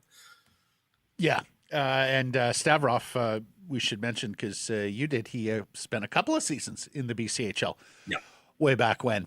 Lastly, Dave, this caught both of our eyes as we were chit-chatting this morning, but The Athletic has released its initial list of the top 25 2027 NHL draft picks. And this is a list that Canucks fans should familiarize themselves with as we march through this rebuild. And next year, we have already spent a fair bit of time talking about Landon Dupont, the right shot defenseman with the Everett Silvertips out of Calgary, who many think could be like a Matthew Schaefer type player. But the thing that caught Blake and I's eye as we looked at this, look at all the center icemen there, Dave. Like, if you're looking for centers down the road here, look at all these center icemen who are listed in the top 25. I know you wanted to chit-chat a little bit about some of the top guys on this list. Yeah, I just think, if they haven't yet, it's time to maybe send this tweet to the Vancouver Canucks because, as we all know, we've delved into a lot of 2026 draft. There's not a lot of high-end centers. There's a couple of, potential top 6 centers, but there's no real game breakers. So it's a good reminder for Canucks and Canucks fans that while you might not nab that big center up the middle this year, next year is just loaded. And, you look at the number 2 guy, Alexei Joseph, playing in the Quebec Major Junior League. I believe he had 60 points as a 16-year-old, 6'5". Just the type of power forward that you're just looking for, whether it's up the middle or on the wing. And it just so happens that he happens to play up the middle. So he's a guy that you're instantly going to look at. There's a few names, even, a Brock Englund down the list. He might not be, bring that high flying power forward element that Alexei Joseph does, but, he's probably the best skater, if not the fastest skater in the entire class. So he's a guy that you're looking for, and the list just goes on. Like it's a riches. Even Jackson Jacobson over at the 10 spot. I believe he has 86 points as a 17-year-old with Brandon Weekins this year. So the list is plentiful. Next year, it's just a good reminder that the Canucks aren't done just because they're the worst team in the league this year. They need to kind of parlay that with a run next year at 32nd overall. You didn't need to mention that Jackson played in the WHL. It was Jackson with an X. Jackson with an X. We knew right from the get-go. That's a dub name, absolutely. And just finishing up on England, he was 51 points in 64 games this year as a 16-year-old with the Seattle Thunderbirds, so good stuff there. Yeah, and he's a burner. Look forward to that. Could use some speed. Yeah. Dave, you make us smarter each and every time we have you on the show on prospects, and we'll be doing a lot more of this as we go forward. Thank you for the time here today, my friend, and we'll be reading you on Canucksarmy. Absolutely. Thanks for having me, guys. Some price from the historic Wall Center in the Pacific Toyota Dealer Studio, built by Arbor Lee. Game night turns into a game weekend at Wall Center. From puck drop to last call, everything you need is right outside your door. Stay where the fans stay. WallCenter.com. Big footy day. Very, very big footy day. Across the world, really. Mm-hmm. And here at home. We find out the last 6 teams in the FIFA World Cup at the conclusion of this afternoon, Blake, including Canada's opponent for that first match in Toronto in June. And the Canadians take to the pitch themselves versus Tunisia, their last home soil match before the World Cup in June. So as you probably know by now, Canada will face the winner of the Italy-Bosnia-Herzegovina game today. And as you may also know, if Italy wins, It may not be a home game for Canada in Toronto at BMO Field to kick off the World Cup. There are many out there who believe the World Cup is better with Italy in it, and I'm certainly among them, Blake. But at the same time, why do they have to be in Canada's group? Why do we have to be staring down the barrel of a road game in Toronto? Love me some Italians, but I would just as soon the Bosnians win today for the sake of Canada's competitive outlook. Hey, Italians will find their way into the game, but there's still no reason why there should be the majority there. Like, Canada has had access to these tickets well before the Italians. But it just means more. Meaning what, though? Like, Canada's already secured secured the tickets. Italians and Italian Canadians. You don't think a lot of the people who bought tickets did so on the premise of, that could be Italy's first match? Italy's missed the last couple of World Cups, so needless to say, there's extra pressure on them. And hey, a lot of people still say, and I heard the TSN panel talking about this, bring on Italy. They are choke meisters extraordinaire. And this is say that, and this is not only not a golden generation of Italian football. Many believe this is the, I don't know, what we call it, the coal generation. Like, this is not a good look. The Serie A has never been worse. Italian football is not in a great place. No, fair enough. So it's not like you're taking on a behemoth. They're in this playoff for a reason. There's a reason why they haven't qualified already. Who's their best player now? It's a great question. I'm not up the on it enough. The goalkeeper? Yeah. I'm not up on it enough. But having watched a lot of Juventus this year, man, there's days where I think an A+ Whitecaps team could take down Juventus. Like, it's not a good place. So I don't know. We'll see what happens. The goalkeeper has the highest rating in EA Sports, just so you know. Oh, okay. Well, that's a good metric. Yeah. Other action around the world. Sweden, Poland.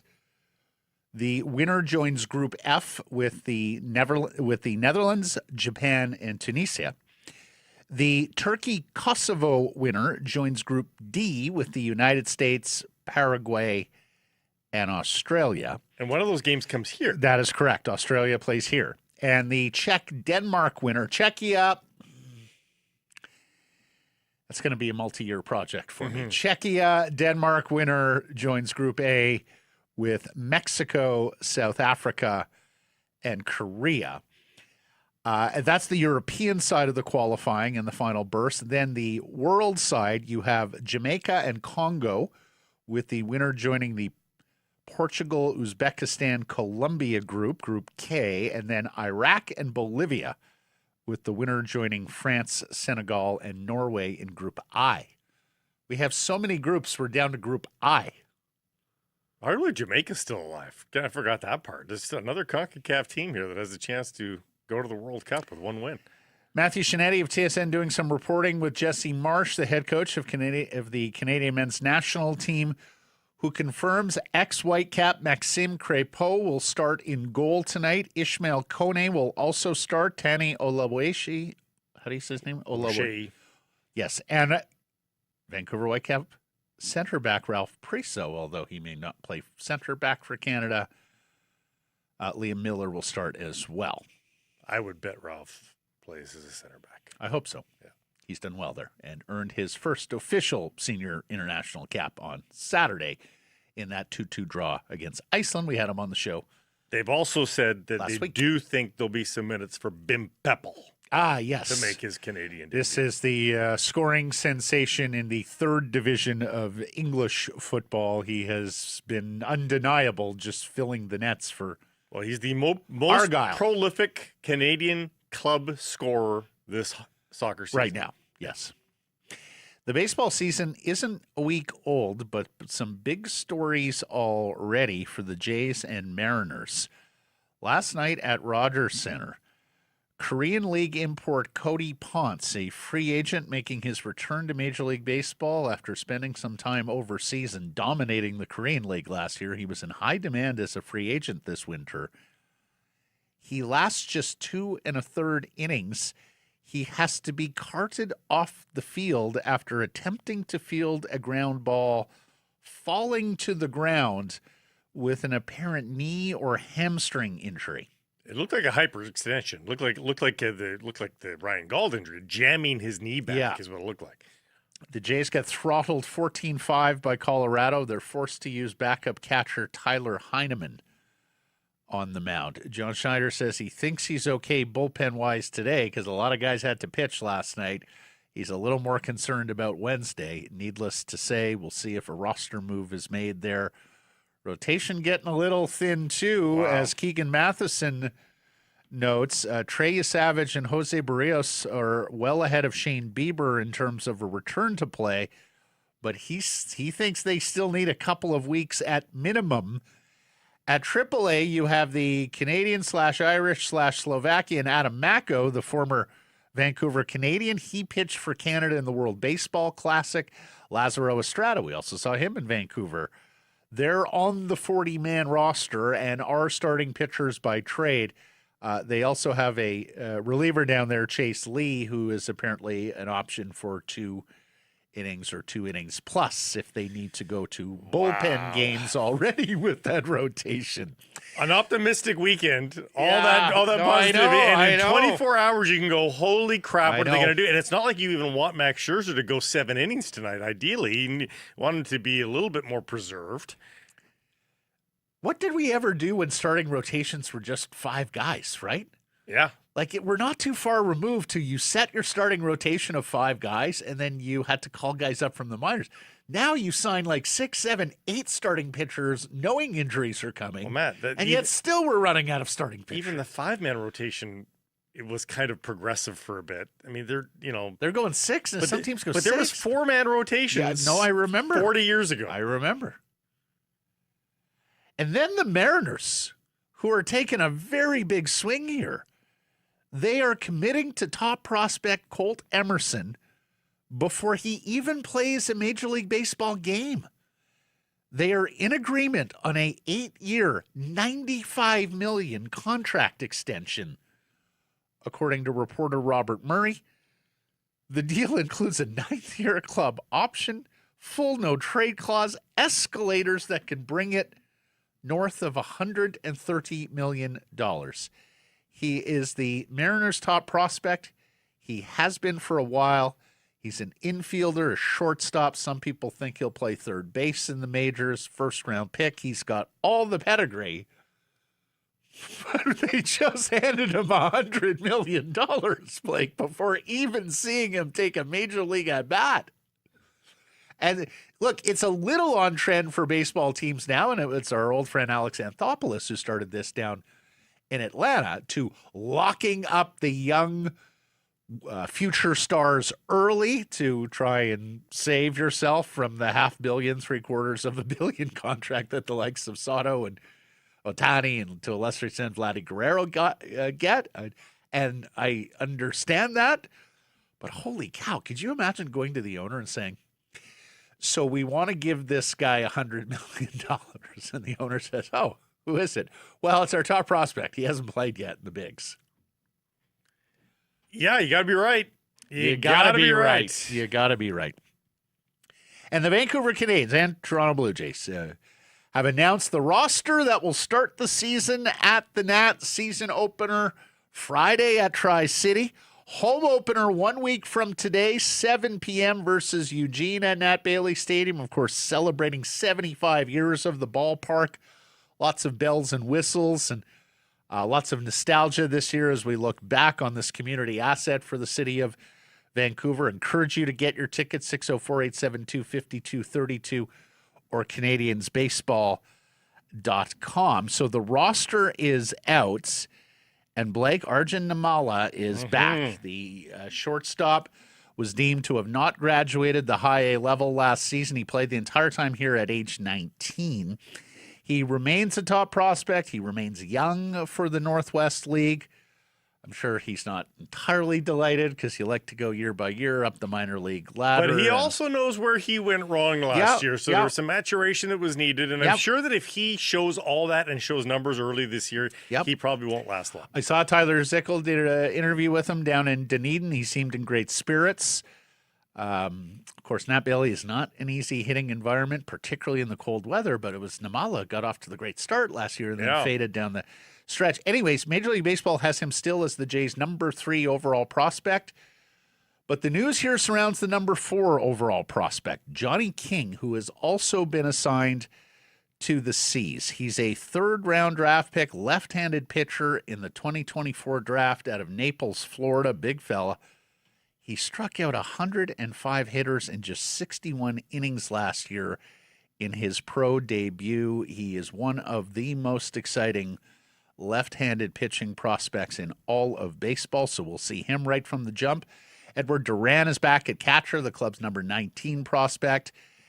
And outfielder Jake Casey, if the name sounds familiar, he is the son of former Major Leaguer, Cincinnati Reds first baseman Sean Casey, who is a broadcaster with MLB Network. Do you remember Sean Casey at first base for the Reds for a long time? Yeah. Big strapping guy, really good bat-to-ball hitter, high average guy.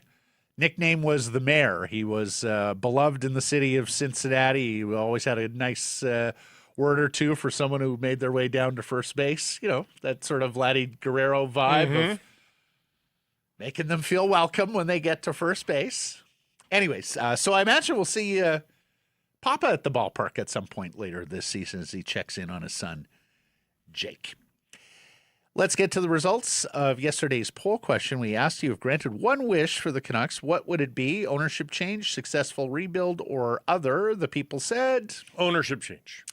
Correct. Percentage? 68. No, 74. Successful rebuild got 24%. Other got 1.7%. Colin planning ownership, it's not particularly close for me. We saw a lot of that. LA says EP gone as soon as possible. Brock says successful rebuild. If successful rebuild means winning the cup, isn't that what it's all about? Hey, fair enough. As we always say with the poll questions, decide as, interpret them as you see fit. A lot of people just writing in Stanley Cup, drawing the distinction between a Stanley Cup and a successful rebuild. Understand that as well. Okay. Final results of that's final results of the poll question. I do not have an error and omission from yesterday's program, so Blake Price was perfect again. Thanks for joining us, everybody. Appreciate you spending some time connecting with the program. Please do subscribe to all our assorted channels, YouTube, and wherever you get your podcasts. Follow on social, X, Insta, Facebook, TikTok, YouTube, Blue Sky, live on many of those platforms. Noon Pacific time weekdays. We will not have a show this Friday, the Good Friday holiday. Just programming note there. And please do support the community sponsors you hear us talking about. Keep it local.